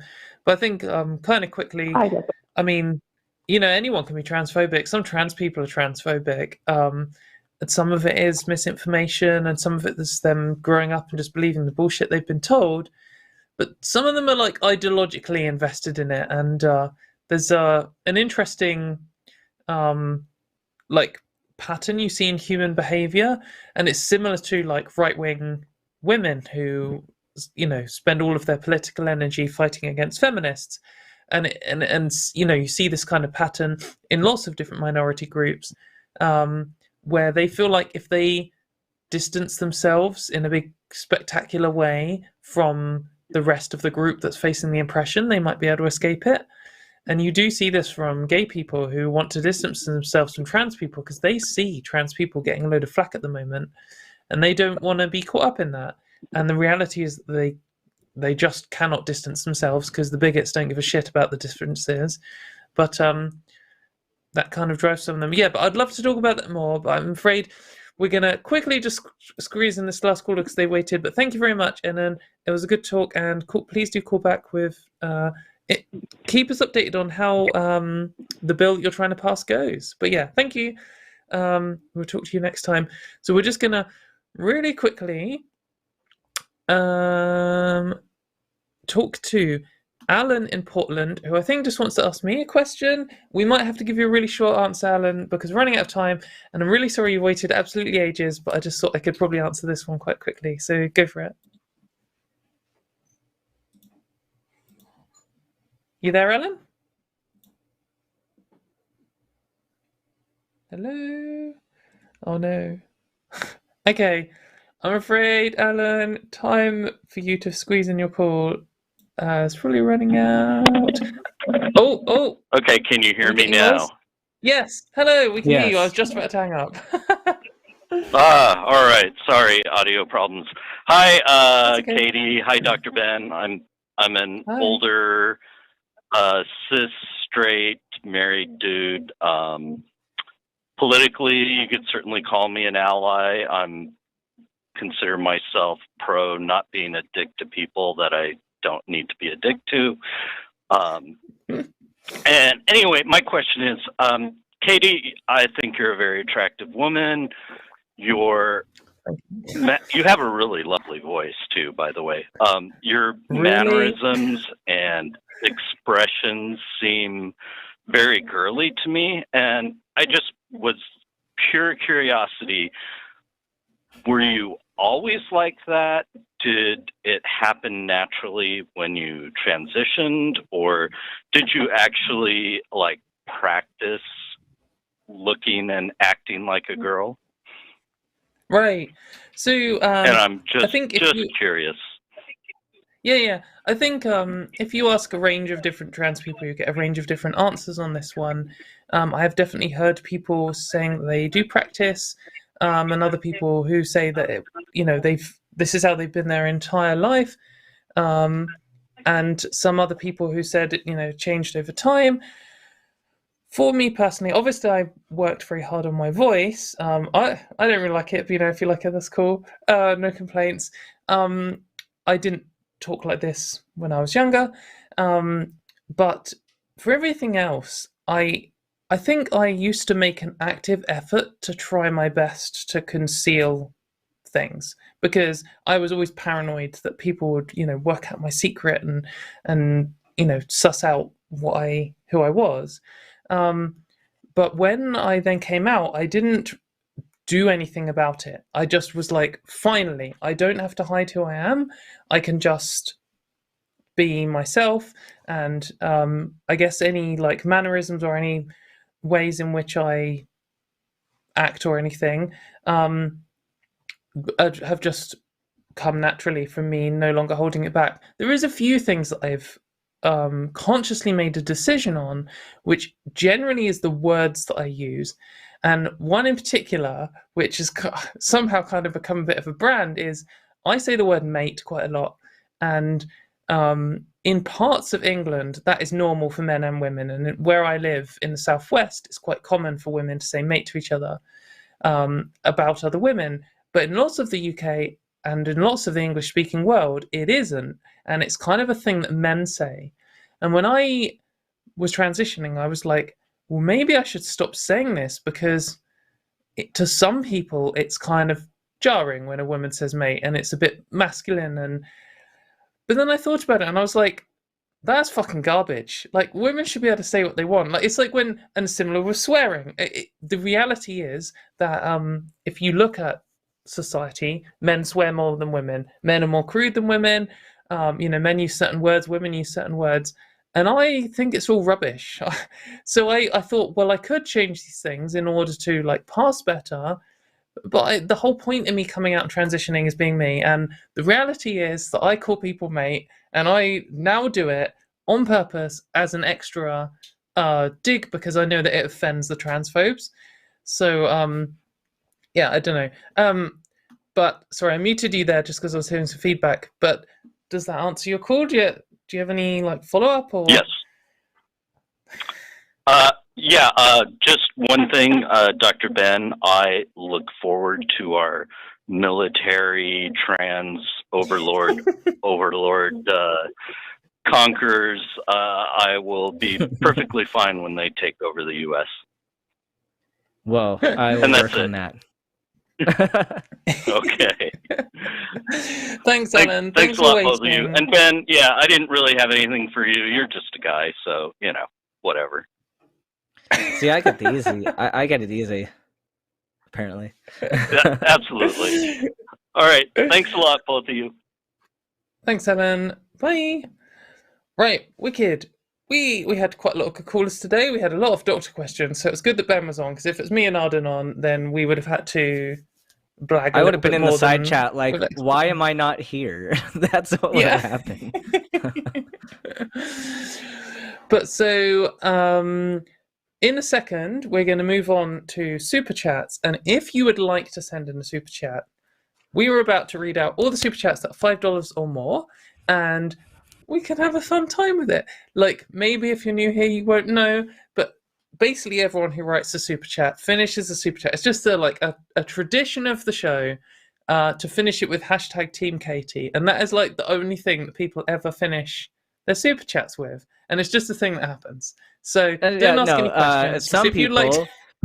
Some people put Team Ben under theirs. I've never seen that. I've never seen that.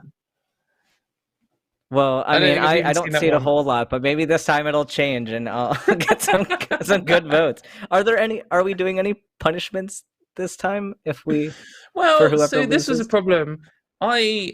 Last time me and Ben were on together, or a while ago, we agreed that next time we'd be on, we'd dress up. And Ben was going to dress as a metalhead, and I was going to dress as a nurse or a doctor or something.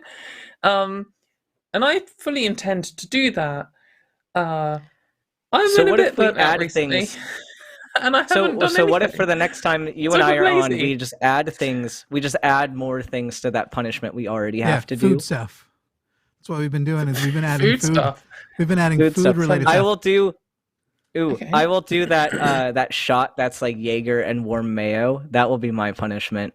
I think you want to do that. I think you want to. No, I don't. I would not want to put mayo and Jaeger together. I don't want to see it.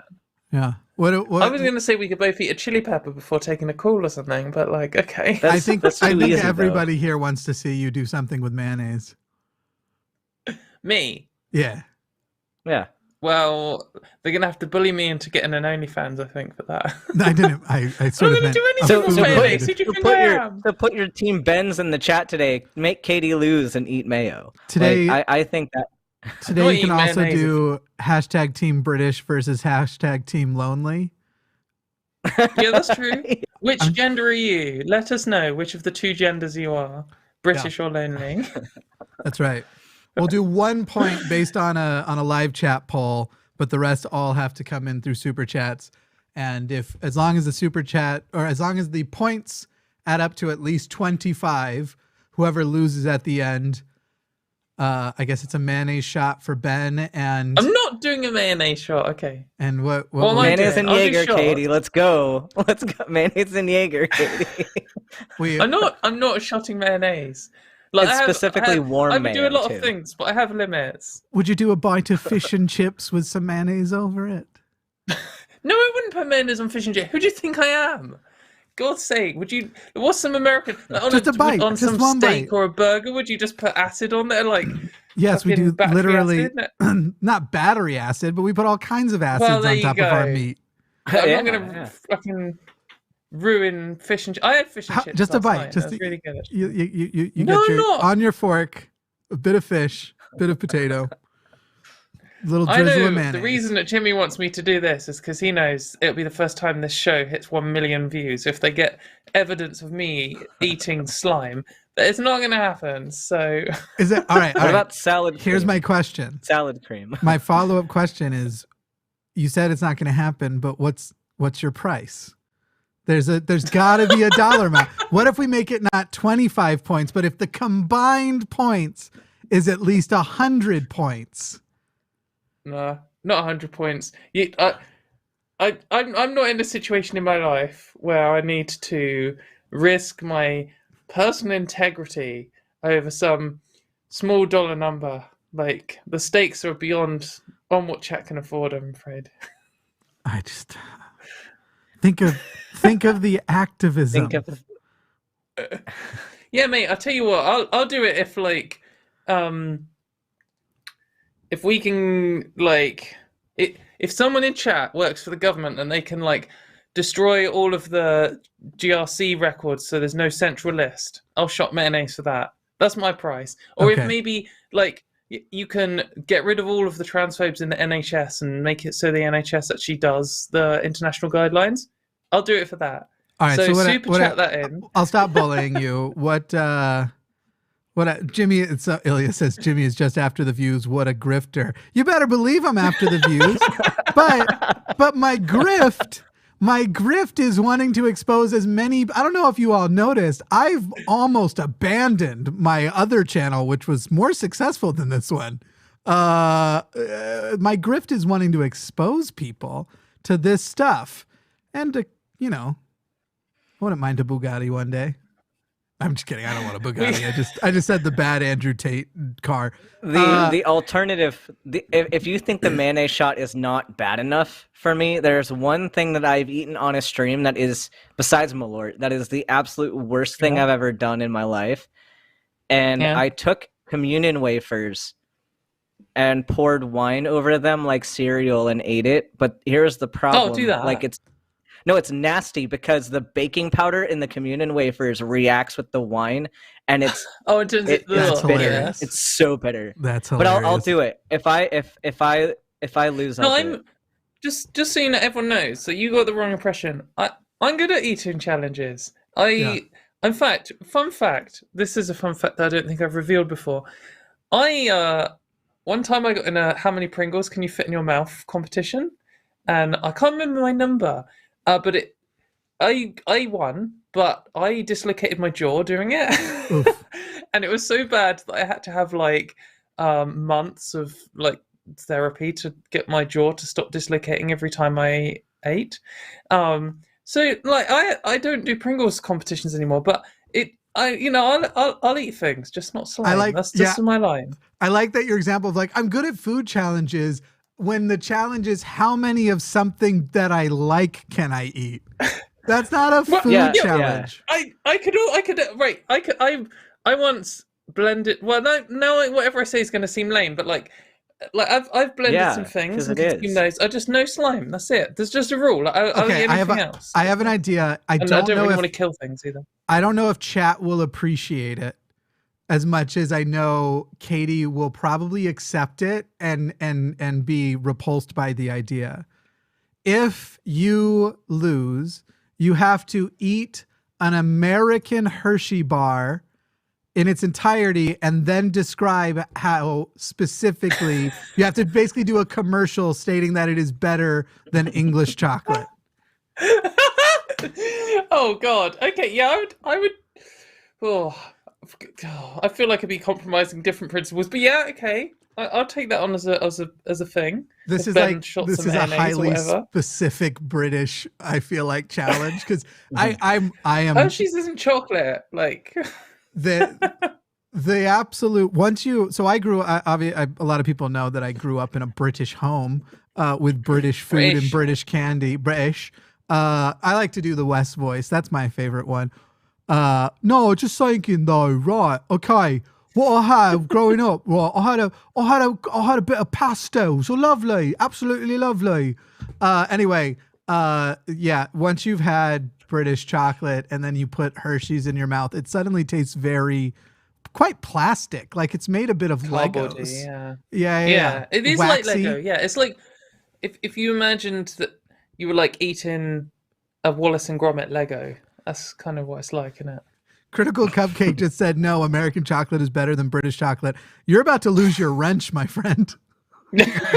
and your Brit status, probably. And by the way, there is some amazing American chocolate. It ain't Hershey's. It's not Hershey's. It's not Hershey's. It ain't Hershey's. Not even a little. Okay, I'll try and obtain one. I think you can get them on Amazon. Yeah. But shall we do it? Who's been #Team Kating? Because I don't want to have to do this, guys. So this is my Thanksgiving. I'm very, very lonely. So I'm trying to drag it out. I don't want to do Sin of Man Toast Crunch. So £10 from $10. Sorry, from Andy. Oh, God, what's wrong with my reading brain today? Placerius. I don't know. Sorry, Andy. Thank you very much. Well, maybe that's all of them. No, I'm trying to do my. €5. You know what? No one's gonna. When you get to your what I'm thankful for, I have a feeling no one's gonna be like, just how much Jimmy does on this channel. I'm thankful for how much I'm taken for granted. Sorry, Ben. I don't mean to talk over you. €5 from Yasmin Meadowflower. #Team Mayo Drunk Idiot is writing this text, and I'm guessing that's for me because I'm Team Mayo and also about to be a drunk idiot. So I'll think I'm more of a drunk idiot, but yeah, okay. Also, Jimmy loves interrupting me. That's a total lie that he. I would never interrupt a man. Brutal. It's the Thanksgiving episode. There's no accountability. Katie, I officially give you permission to put whatever insect behind you on the green screen. That's my holiday gift to you. You are gonna absolutely regret that. What people don't know is Katie will show up and she'll have something crazy behind her, like where I'm like, I get it. I love spiders. You do realize this will knock 10% at least of the audience off because they just won't be able to look at you. But we're going to make an exception. And here on this holiday, you can just listen if whatever she picks isn't what you want. Downloading the picture right now. Next super chat while this happens. Okay. $5 from Aubrey. Whoa, membership is rad as heck. I get to support the line and also feel better about the future of the discourse. And now, mayor is a crime. Yes. That's got to be a point for me. Come on. No, there's no directed vote. That's not how it works. I like your little cuddly thing down the bottom, whatever that is. Jimmy, you're a spoil sport. I know. Yeah. You spoiled $10. $10 from Jesser316. Love you both and would be proud if you two were my children. Happy Thanksgiving. I will accept many people as my family that are not my own family. Oh, those are beautiful. For a second, I thought they were These are vinegar room, whip-tailed but no, yeah, they're whipped. Yeah. Wait, they don't have They're not the actually tails. scorpions. No, that's... Are you sure? You've got the right ones.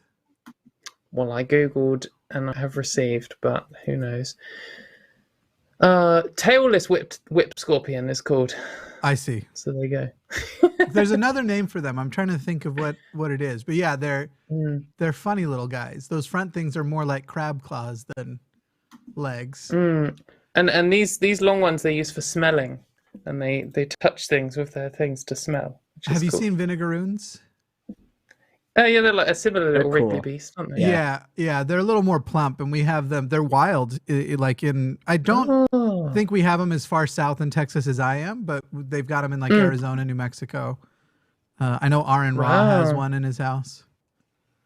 Just chilling. Yeah, they're he's got a bunch of snakes, and he's. Oh, okay. Yeah. What is it about flipping atheists and snakes? I think it's just. I'm gonna be honest. I think it's kind of a guy thing. Ben, do you like snakes? I do, but not to that level. Oh, I love snakes. I've had them before. Like, I mean, Matt and Aron both have 19 each. That's really. That's a bit. Yeah, that's a lot. But I love snakes. Is that the magic snake number? I'm one of those people that get chastised on Reddit when I post photos of me handling a wild snake. Because they're like, oh, what if you were wrong and that was actually a coral snake? And I was like, cool, but I'm not an idiot. I know what it is. Anyway. By the way, my text love that you voice... just become British on the internet. My text voice is British. I talk. This is how I talk in text form. Don't you talk down to me. Sometimes it becomes straight up Stewie Griffin. Yeah. Have we read this one? We have not read this one. It's Katie's turn. No. I thought I did the last one from Aubrey. I did the last one. You were distracted again. Oh, $5 from Quagma TV. The horns on a giraffe are known as ossicones. Antlers are basically domesticated bone cancers. Turtles can feel through their shells. Thank you very much, Quagma TV. I wrote in chat earlier, can someone send me some animal facts I didn't know? And I didn't know any of those three. So that's really cool. I'm pleased that turtles can feel you stroking them. I'd like to stroke a turtle. Thank you very much. Domesticated Bone Cancer is my band name.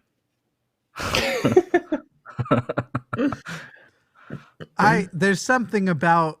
I'm going to need someone to clip, I'd like to stroke a turtle. I don't know what I'm going to do with it. But clearly something must be done. Someone needs to post me a turtle so I can stroke. That's right. £5 from Critical Cupcake. It's a commonly known fact that almost all species of wasp prefer mayo to nectar. # Team Poppy. You're going to be Team Poppy and list that pro-mayo propaganda? Wow. I think Critical Cupcake wants a block in. Like, what's all this fucking 3 in a row? Wait, get out. Are you attack? You just got a vote from Critical Cupcake. Yeah, but like, this is about mayonnaise. Like, it's important. So. Okay. Wasps are disgusting. I don't think that's an endorsement. Wasps, do you know, I make wasp traps out of like rotting deli Jimmy, don't meat. do it. What do you mean don't do it? If I have wasps in my area, I'm going to trap them and I'm going to murder them. Wasps should go extinct. There are multiple species that we're wrong about, though. Oh, you go to society would die out. The ecosystem. Not even remotely true. Not even close. Wasps and hornets can all essential. Die. They're not. You would have much more parasites. They'd wipe out the crop yield for humans. Absurd. If we had no wasps. Absurdly insane. No. Factually true. I don't have my sources with me, but I've seen the actual argument on this whole thing. And the fact is that they outcompete better predators of those parasites. But those better predators. That's not true. I think it is. I want to watch a show that's just Jimmy versus Katy wasp debate. Also, mosquitoes should die. I'll do it. All mosquitoes should die. I've got a presentation to hand that's called not all wasps, where I argue wasps are better than humans. I'll do it. I want to watch this debate. I bet you're modern day debate. Let's go on there. Just so you all know, Katy means white Anglo-Saxon people. Wait, what does the P in wasp stand for? That's the Richies. Them rich. What is the P stand? Is it actually people? Because wasp sort of refers to this very elite group of white people who are racist. That's who. That's why she's defending wasps. Okay, moving on. That is, of course. I love fucking racists. This is you, Katy. $5 from Cruel. The concept, the emotion, the feeling that is cruelty. Thank you for educating and helping people. So I would like to show my support. Thank you very much. That's very kind from Cruelness itself. Yeah. $5 Australian from Jacob Andronikos. Oh, Jackie. Thank you for taking my call. Love what you both do, and especially Katy for engaging all of us so much. Hashtag Team Katy. Hashtag Team Anti-Mayo. Yeah, good job. Sosben. Thank you for Sosben. That's hilarious. I was like, I don't know how to read this. Sosben. Sorry. Thank you, Jackie. Thank you for your call, and I like that pun. It's funny. And good luck on your sister coming out scenario. Isn't it? That was Jackie, wasn't it? Isn't it totally messed up when a channel tries to play on the emotions of their audience to get them to send money? Anyway, send your super chats now, because as soon as we run out of them, I have to go back to the crushing loneliness of a holiday without family or love in my life. Jimmy, I can be don't send any more because I want to go play Pokemon cards. I think you're the only person I know who can't want to stay when people are sending you money to stay. Wow, you know. By the way, Pokemon cards, not Violet and Scarlet, that just came out. I've got that too, but for some reason I'm super hooked on the Pokemon card trading game on Android. Well, if you want to play together when you get into the co-op is quite good actually in the new Violet. Oh, is it? Oh yeah, that'd be wicked. Fuck yeah. Yeah. I can get 4 of us. It's really obviously queer. Arden also plays it. Maybe we should. Maybe I need to get the game. Have you played past Pokemon? Because we're not gonna slow it down for you to catch up on. I've played Pokemon before. Yeah. What's the last gen you played? It's been forever ago. I don't know. I didn't get very into it, but. Wait, look, I think we would turn down Dillahunty for the same reason, who tries to play it because Arden does. We're not slowing this down for you. The only time I was able to play it was, Pokemon was banned when I was a kid. So it was like, I wasn't able to play it until later on. So I don't have the same nostalgic connection. But thanks for you manipulative, criminalizing me for my trauma. It's true, though. That doesn't work on me. Oh, wait, do we want to have a trauma Olympics? I'm made of trauma, son. It's my fuel. Anyway, someone should read this. Should it be Stewie Griffin? No, it will be me. $4.99 from Ramona. Fat people also face a lot of discrimination from doctors. As a fat trans woman, doctors are very touchy for me. Oh, and Team Katy, hashtag happy TransGiving. Thank you very much, Ramona. Yeah, I think, there's a lot of things that doctors can be stigmatizing about, and certainly not only trans issues, and they all, compound, and it's intersectional. So it's important that people talk about this stuff so that doctors know. So yeah, thanks. Do you know what's weird is that's been I totally agree with the sentiment. But I recently in Texas for the first time got a doctor who was like, dude, you're not like, you're fine. I was literally, I went to this guy and he's like, and I'm like, yeah, I've been really depressed in the last few months. And so I sort of eat my feelings away. And I know that's probably not affecting my cholesterol very well, but I'm plumping up. I don't like it. I'm trying to figure out what to do about that. He's like, dude, you're fine. You're like, yeah, you're heavy, but you're not like fucking killing yourself or anything. And I was like, oh, well, I'm going to go and get McDonald's now. Thank you.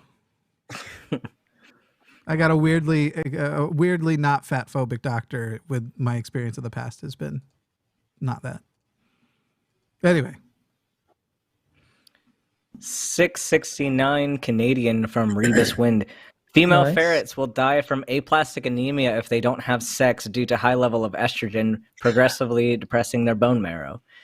I've heard of that before. Yeah, I've actually heard that. They're like one of the only animals which a lack of sex is fatal. Imagine having that. That'd be intense. Mm-hmm. Well, I hope that all of the female ferrets watching this show are getting their brains fucked out or whatever they want. Thanks for the weird mental images, Katie. I didn't. Well, it's obviously ferret on ferret. Like, I'm not a weirdo. Come on. I know, but it's still weird. It's still weird to think about ferret sex. Yeah, that is true. I will give you that. This one's you. Did you know they eat prairie dogs? No, I didn't. I guess they hunt all kinds of little things 90% of their they? diet in the wild is prairie dogs. Wow. Interesting. But that is, it's a fact I didn't know. That might be specifically the black-footed ferret. Probably. I presume that ferrets that are native to Europe don't eat prairie dogs. $5 from Mismatched. Was lucky enough to find a trans GP who got me HRT when the local gender clinic kicked me out until the authorities found out about it and ended it. Well, I hope you've got healthcare now. And yeah, I hope you've got healthcare now. You've got a system now. Yeah, it's good. It's good that there are people who are willing to do the right thing, and fuck the people who are trying to clamp down on banning trans people from having healthcare they need to live.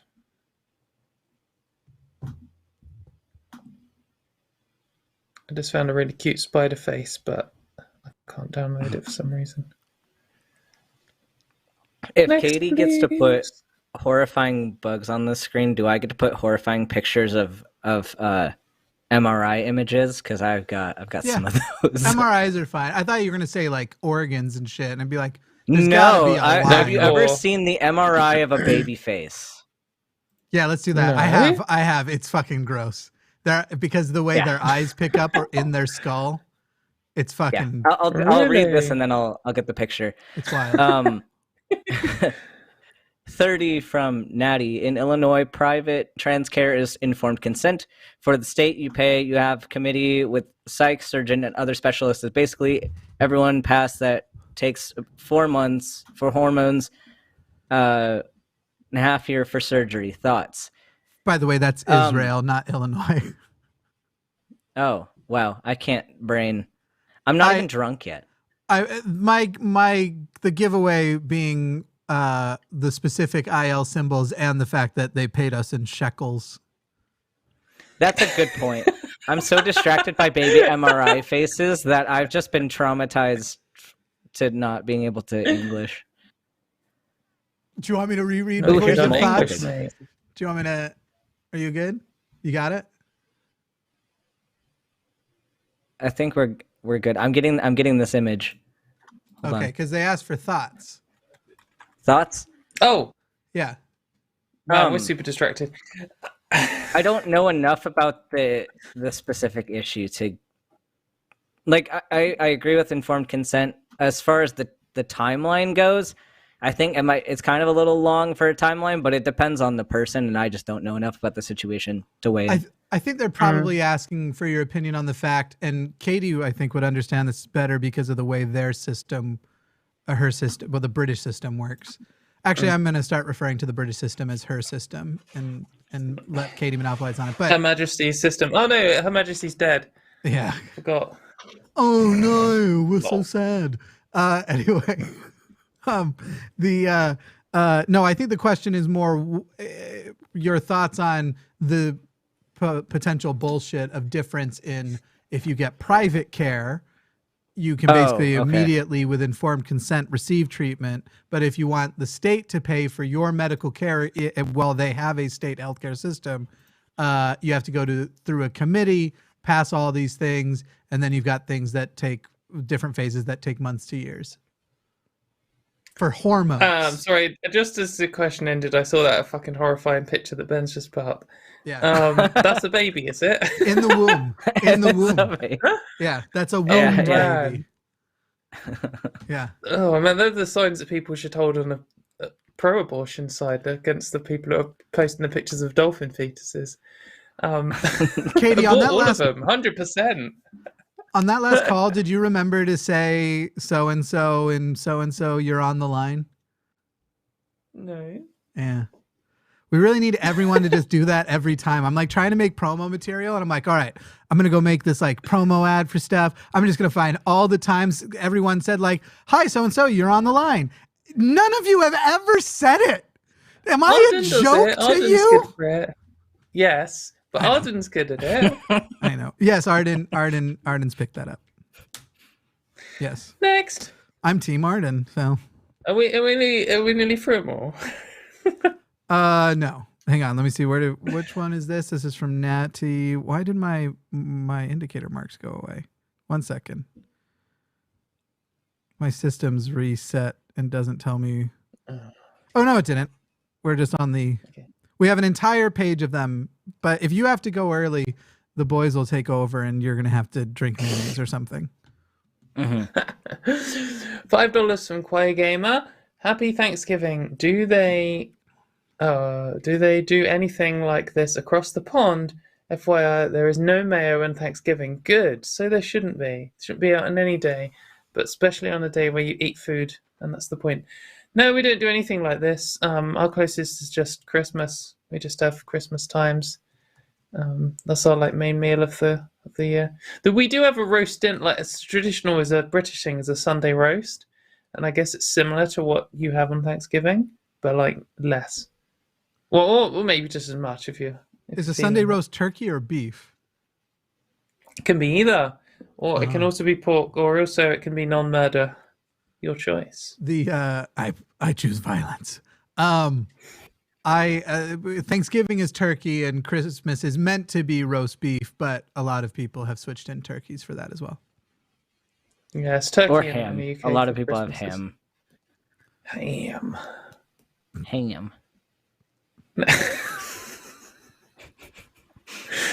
Oh man, my brain is going silly. Why is the word ham? Hi, Australia. From Danny T. Great show. What are you thankful for on TransGiving Day? # Team Pebbles /SDB. Hell yeah. I'm thankful to not be in the end. We're doing the thankful at the end. But they asked about it. We'll pick something else. I'm thankful for Lechonk. Okay. You can give one thing at a time. Lechonk is a cutie, but not very good in battle. No, he's very bad. Have you seen the new Pikachu? Way better than the old one. No spoilers. All right, no spoilers. Ben, what were you saying? Oh, I'm thankful to not be in the ICU today. Mm-hmm. Me too. Next. Oh, hello, Poppy. That was a vote for me. Give me the vote, Jimmy. Oh, sorry. You know that I don't intentionally miss a vote for the boys. Yeah. That was obviously an accident. The boys got to watch out for each other. That's right. Well, both the girls are here now too, so Yeah. we're watching out for each other. Yeah. 4.99 from Ramona. On mannerisms, I do still call people bruh sometimes, but since transitioning, I've more confidently said girl instead. Cool. Girl. Very, you're a bra to girl, trans person. Katie calls me BTG. bruv when she yells at me. She's always like, "Hey, bruv, what the fuck? Shut up on my show." Every week. Oi, fam, what you saying? Pipe down. Shut up, sis. 66 euros from Rive and Alphin. Great show again, and good to see you here again. Hashtag Team Katie. Don't mind Overlord Jimmy. You're always the winner, Katie. I can assure you they Thanks, never Ray. mind me. I mind you all the time, mate. God. Bro. Bruv. 69.69 from Robin Taustig. It started up a little Saturday, but now I feel really good. Great show. Hashtag Ben for the Trans Army of Doctor story. Yeah. I think this is a good way around to have it. It's good to process things, and it's good to have like. I think we're having a super chill ending now, and it's good. It's good. That's how we want to do it. We want to give people space to deal with the bullshit, and then have a good time. Everyone can feel better. Then you can go and eat yourself into a coma if you're American. Yeah. Yeah. $4.99 from Rose Northcott. Got to watch live today for a change. Love to student Dr. Ben, but hashtag Team Katie, hashtag say no to mayo. It's okay. You can just Yay! not enjoy life. Thank you, Rose. If that was a sacrifice I had to make, then that's what I would do. Choose misery over mayo. That's fine. Someone Informed Yeah. consent. Someone said, "Jimmy, don't choose violence. Protect me from those Nazis." We can just eat the Nazis for Christmas. I'm fine with that. Eat the rich, eat the Nazis. All that works. Sometimes They probably they're the taste same bad, person. though. Yeah, I agree. $10 from Sarah Dye. Team Katie, thank you. I love you guys. Thank you for being on today. Team British Chocolate too. It's definitely the best, you know. Everyone knows it. By the way, do you guys have advent calendars? Yes. Okay. Because some places don't have them. I feel like it's an essential. But I guess yours are filled with mud or whatever Hershey's instead of Fucking chocolate. no. There are some solid. In fact, I think I had a Lindt one last year. Mm, There's some that have fancy. like whiskey in them, where you do That's a true. shot Yeah. of whiskey Every day. every day. Yeah. Yeah. One of my friends got a Lego one where you get a different Lego thing in it every time, and I was really jealous. I really That's want a nice. Lego one. I've seen a That'd be Pokemon sweet. one somewhere recently. Yeah. Like with 151 countdown. Just no, it's just the month, but it's got little like an individual Pokemon little figure on each day, like a toy little. And then little our guy. Lord and Saviour Bulbasaur on the Christmas day. Is that your Amazing. favorite, Bulbasaur? Well, it's my favorite because it's the best. All right, I like Bulbasaur. I don't know about the best, but I as far as Number one original for a gen reason. and sort of even since then, I've always been partial to Alakazam. No, he's pretty legit. That mustache. Do you know the whole story about like why they didn't print cards for years and they had to be careful with like because there was a person suing Pokemon saying the whole spoon thing is his bit? Oh, Yuri Geller. I guess maybe. Yeah. Yeah. That sounds right. The skeptic people might know about him because what's his James Randy, who was like a skeptic guy who went around debunking bullshit. He humiliated Yuri Geller live on TV a few times. Isn't that the it's phone worth book guy or is searching on that someone YouTube. else? I can't remember, but it's worth looking up. I hope I got his name right. Maybe chat can correct me. I've just been told I need next. to learn to pronounce button correctly. You need to learn how to count T's. Button. Button. Button. It's got 0 T's in it. It's got 2 I T's. say button. Button. You know what's funny is your T is still harder than the average American, but it's not quite. You haven't gotten on my level yet. My level. Yeah, I can hear one T in yours at least. Yeah. But it's funny because I'm from Colorado, and like Coloradans are infamous for not saying T's. Yeah, like I can Jimmy hear the know T in this. yours, but there's a lot of in Colorado. Everyone says bun basically, BUN almost like. Yeah. I've lost my bun. Yeah, they'll be like, you go west towards the mountains.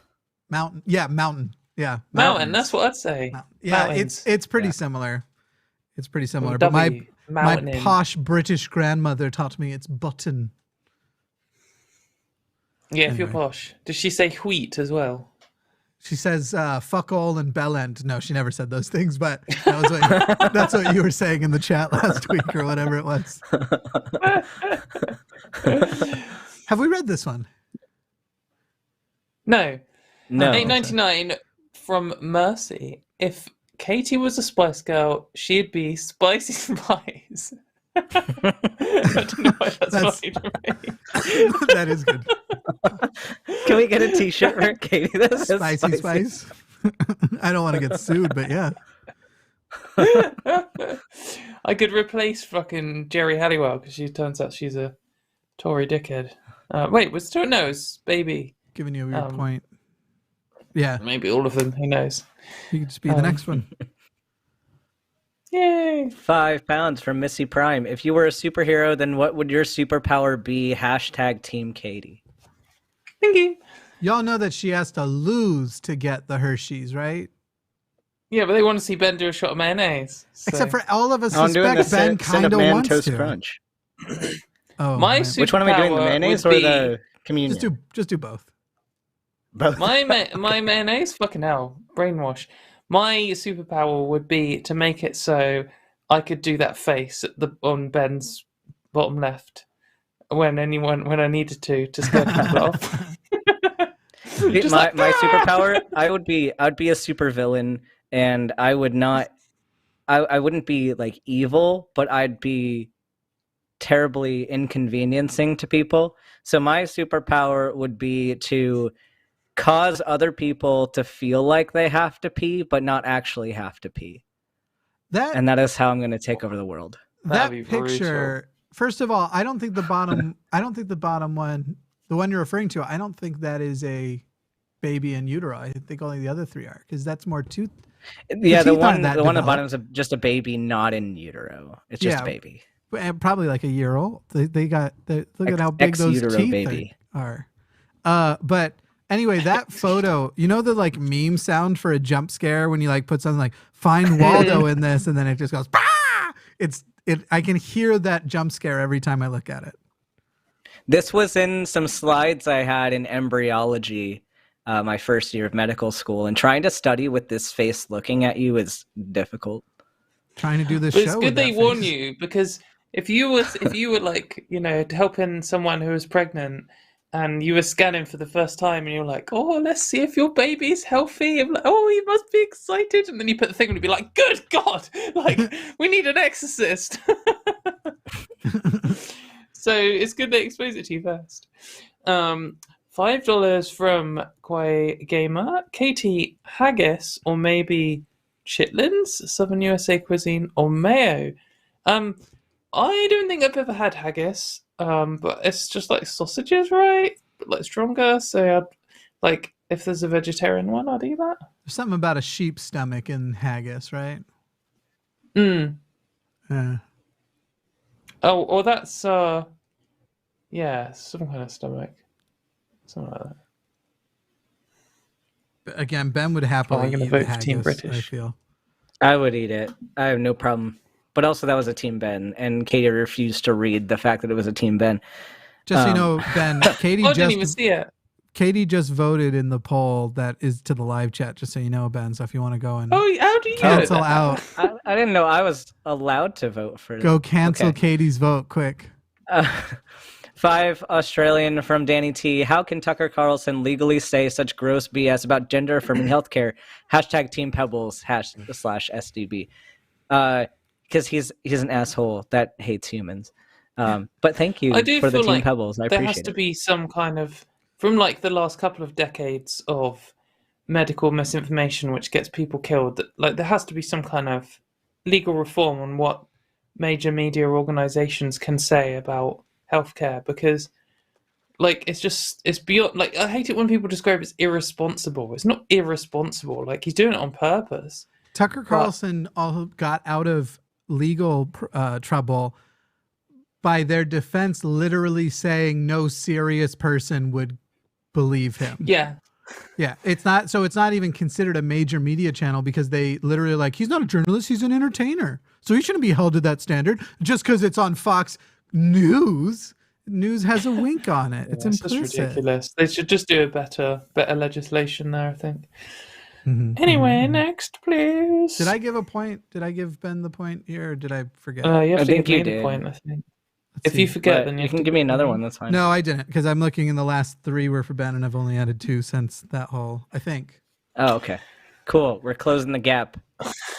No gaps to close, please. $10 from Coop B. Stay on Jimmy. No, Thank you, stay Coop off B. Jimmy. I appreciate you. Thank you. Whoever Coop B is. This is a trans show. Get the Jimmy's cis dude obvious off. fucking- Don't let him They hear. are- Obviously, Jimmy's side account. That's right. They won't let me unionize, just so you know. Cis oppression. Good. I'm cis £5. phobic. £5 from Grimbeard. Happy Thanksgiving. Hashtag all right, my lover. Eat me lover. That's what you say in Oh. Bristol. What, my lover? Eat me lover. How do you say it in? You're in Gertlash. How do you say it in Kidderminster? Is that the Birmingham one? Yeah, Birmingham. How do you say it in Birmingham? Oh, I can't do a Birmingham accent. I That's don't a know what they would shame. say. Do you know James O'Brien is from there? Yeah, I think so. It's weird because I can understand him when he talks. Anyway, He's very posh though. very posh. Ben. Is it me? I read the last one. It's you. No, I did. It was something Jimmy, wasn't it? My brain No, there's is one shutting after down. that. But whatever. It was I can all read right, that me one. lover. Remember that was. Yeah, what we that's were Oh yeah, doing. $10 from XLR8 Divine. I have been wondering whether I'm non-binary for like a year now. I'm AMAB. I'm usually fine with he, him, but whenever I'm called a man, it makes my skin crawl. What makes a person NB? Hashtag Team Ben. That would be a good call. It'd be interesting to call in. I think my short answer is the label doesn't matter unless it matters to you. But like, you don't have to find a category for you. If you just don't want people to call you a man, then maybe you can just say don't refer to me as that. Like that can be, that's fine. But if you want to, have a label and explore more, then go for it. Yeah, call in and we can do a longer answer. Yeah. Do that question. Yeah, justice. definitely call in. We've tied up the score, and Team Lonely versus Team British is 51-49% right now. Oh no, it's going to go to the Oh, fucking snap. nightmare ratio. Did you notice that the Brexit vote had the same percentages as Elon Musk's Bring Trump Back? The stupidest method he has for this fucking. He just did it again for He wanted basically Trump back amnesty anyway. for all. Right, but he just did amnesty for all banned accounts except those that broke the law. He just did a vote on should we give amnesty to all, and then he does his like, the people have spoken. He's been banning Vox left-wing Populi. people all this. He's been banning left-wing people all week. Like it's nonsense. It's all just posturing. He's just turning it into a right-wing platform. He's a bit Doesn't of leave a anything whiny to- bitch. Yes. I don't like him very much. Also, like, catastrophically cringe and unfunny. Yeah. Like that sync thing. Fucking hell. Actually Okay, made me no, wince when I stop. saw it. The sync thing was awesome. That's the only good thing I'll give him. That is a solid pun. We don't pretend to hate it when it comes from people we hate. Elon sucks, but that was a solid. Okay, Katie, think about that. That had to be pre-planned. That wasn't an in the moment effort and work. He probably rode in a car with a sink in his passenger seat. that, independent of how cringe he is hilarious. I did a full body cringe when I saw it. But that's what you're supposed to do with a pun. It's not with him. I wasn't cringing with him. I understand the him of it all, but I'm not going to deny the hilarity of something just because I don't like the person. If you got no shame, go for it.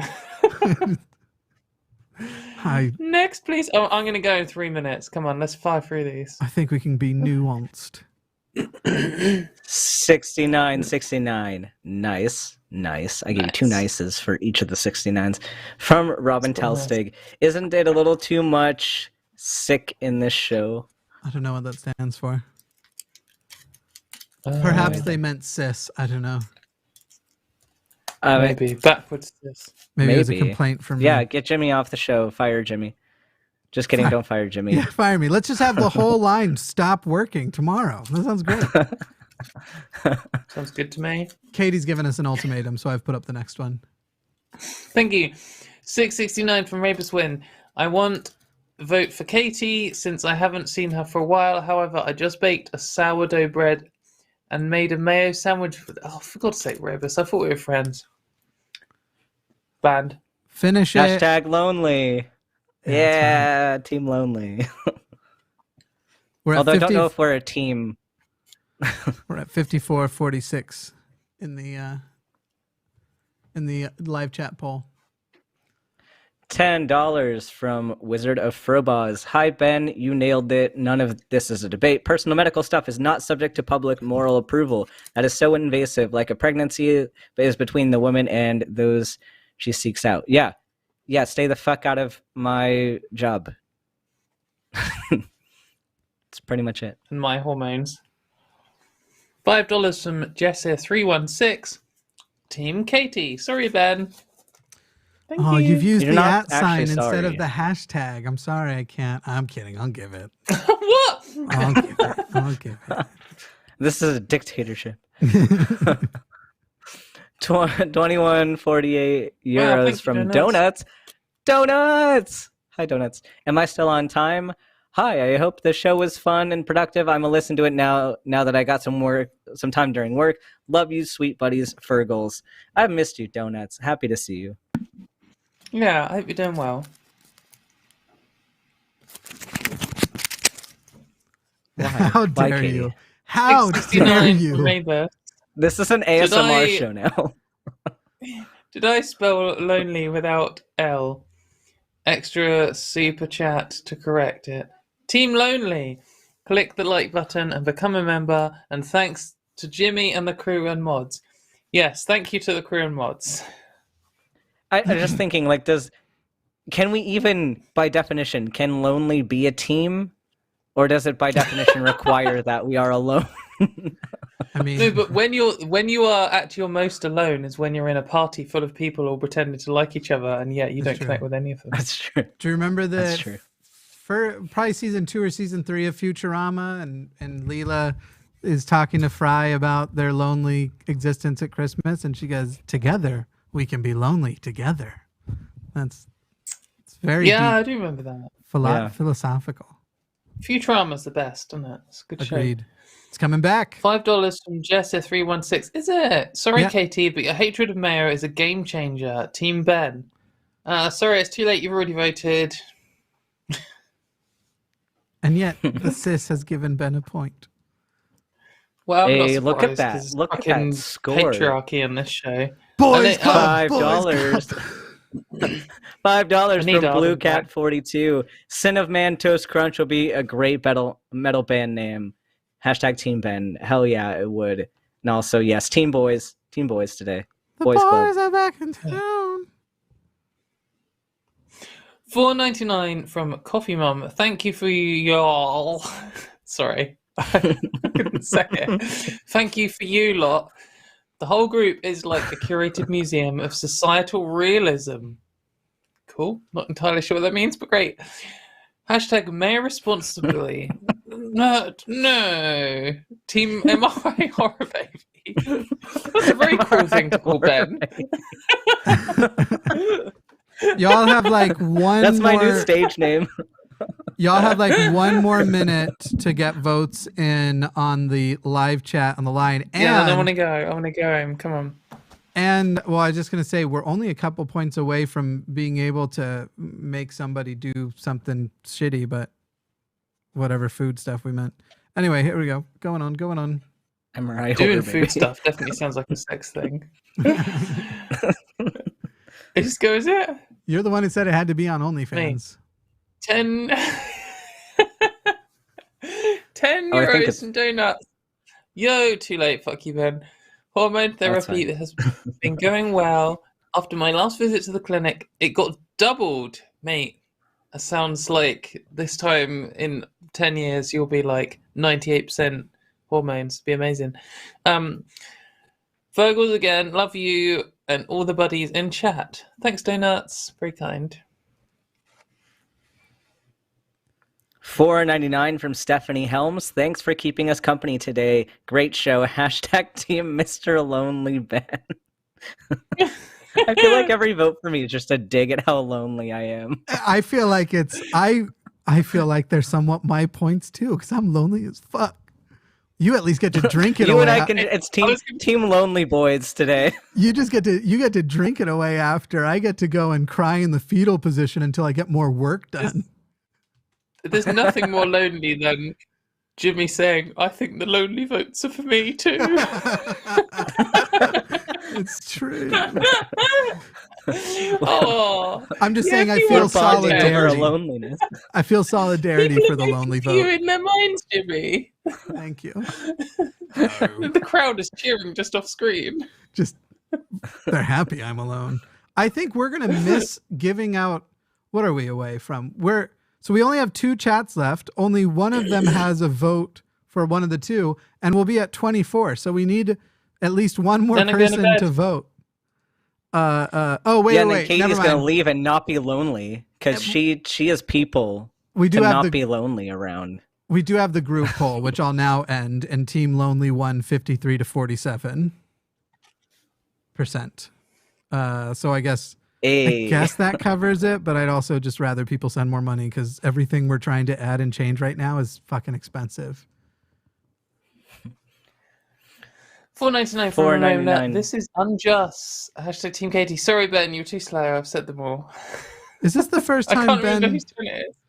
Is this the first time Ben's gonna beat Katie? I don't think that's happened before. I've beaten Katie once. Oh, okay. Yeah. One time.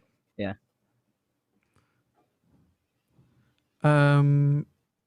Next. Have I not given? Last one? Oh, I just wrote. Yeah, I did. I gave you yours. I didn't give Ben.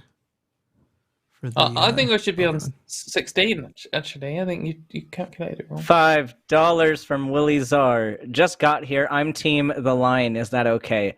Fence sitter. You are a fence sitter. Coward. But become a channel member or join on Patreon and help us in our endeavors to expand programming. But you can be team. You can be the one team Jimmy. That's fine because I feel like this is essentially a team Jimmy vote. Thank you. We did have a team Jimmy earlier, actually, didn't we? Or did I make that up? They just said keep Jimmy on was what came through there. I didn't. No. Very interested in that part. They must have. Bye. I want to go to bed. Thank you, everyone. So that's all the super chats, I think. What we're going to do now, very quickly, is what we are thankful for. So, Ben, what are you thankful for, other than the fact that you're not in the horror MRI scanner room or whatever? Actually, real quick, before we do that, Katie, can I put up the last 4 call banners and you pretend you're taking the call and say it correctly? Because I actually do need these things. What, with the Latronc background? Sure. No one cares. They can only see grass. They don't know what's going on back there. Yeah, but it's just going to change, isn't it, when you try and edit them together? I'm just going to, I see what, no, it doesn't matter because it's not, it doesn't need to have continuation. Also, I'm getting more disheveled as the things go on, like. I really need these things. How about you do 2 and Ben does 2?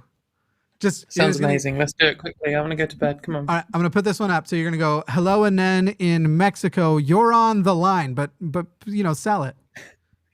Guys, this is some proper behind the scenes things. Anyway, hello, Enon. Welcome to the. No, I've got it wrong.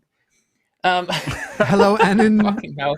Or you could try. We could try. We're talking to Enon in Mexico. You're on the line. No, I can do it. Stop giving me options.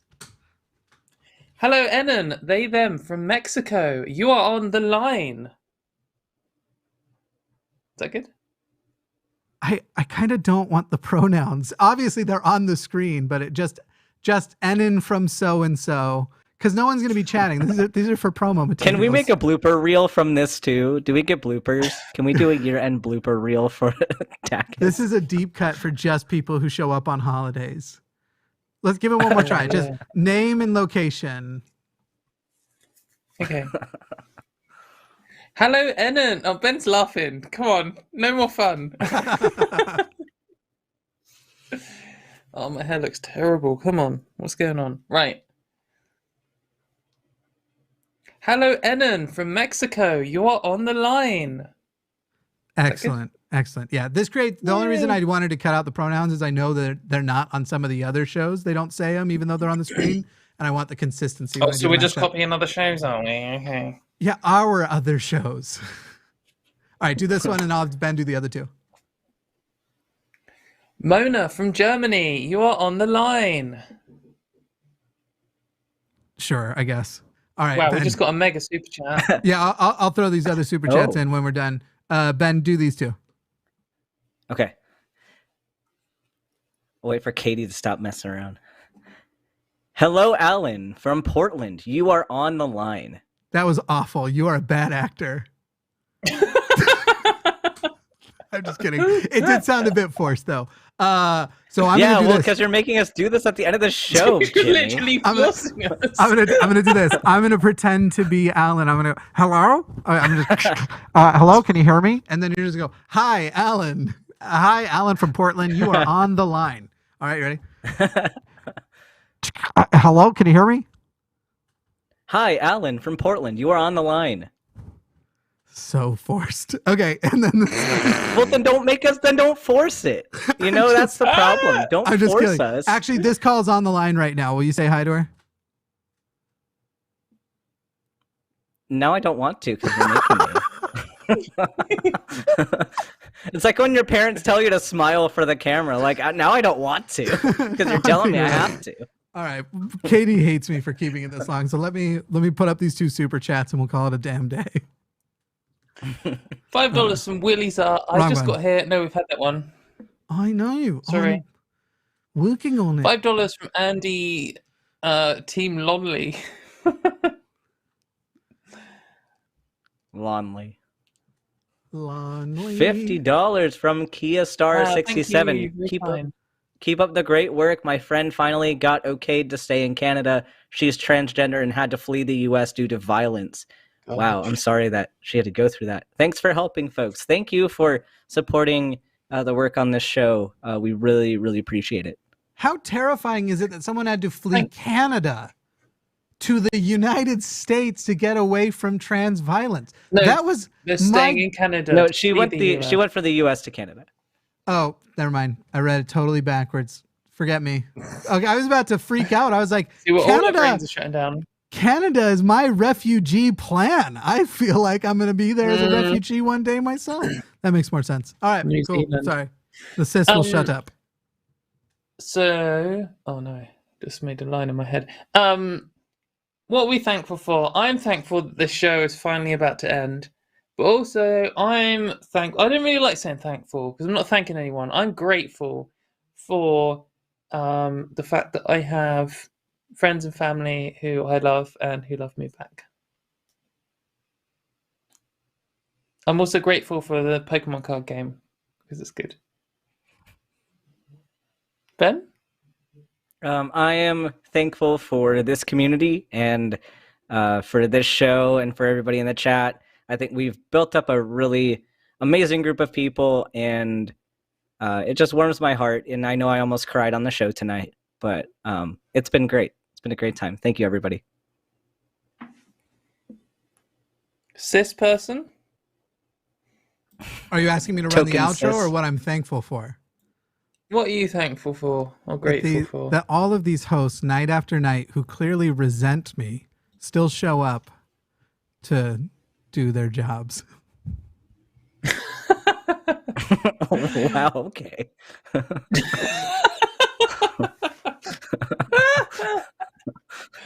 Oh, we don't hate you that much, I guess. That much? No, I like being here. It's fun. Though the show's been about 5 hours long, so let's end it. Thank you everyone for watching. I hope you had a good Thanksgiving with us. Enjoy the rest of your day. We will see you all next week. Bye.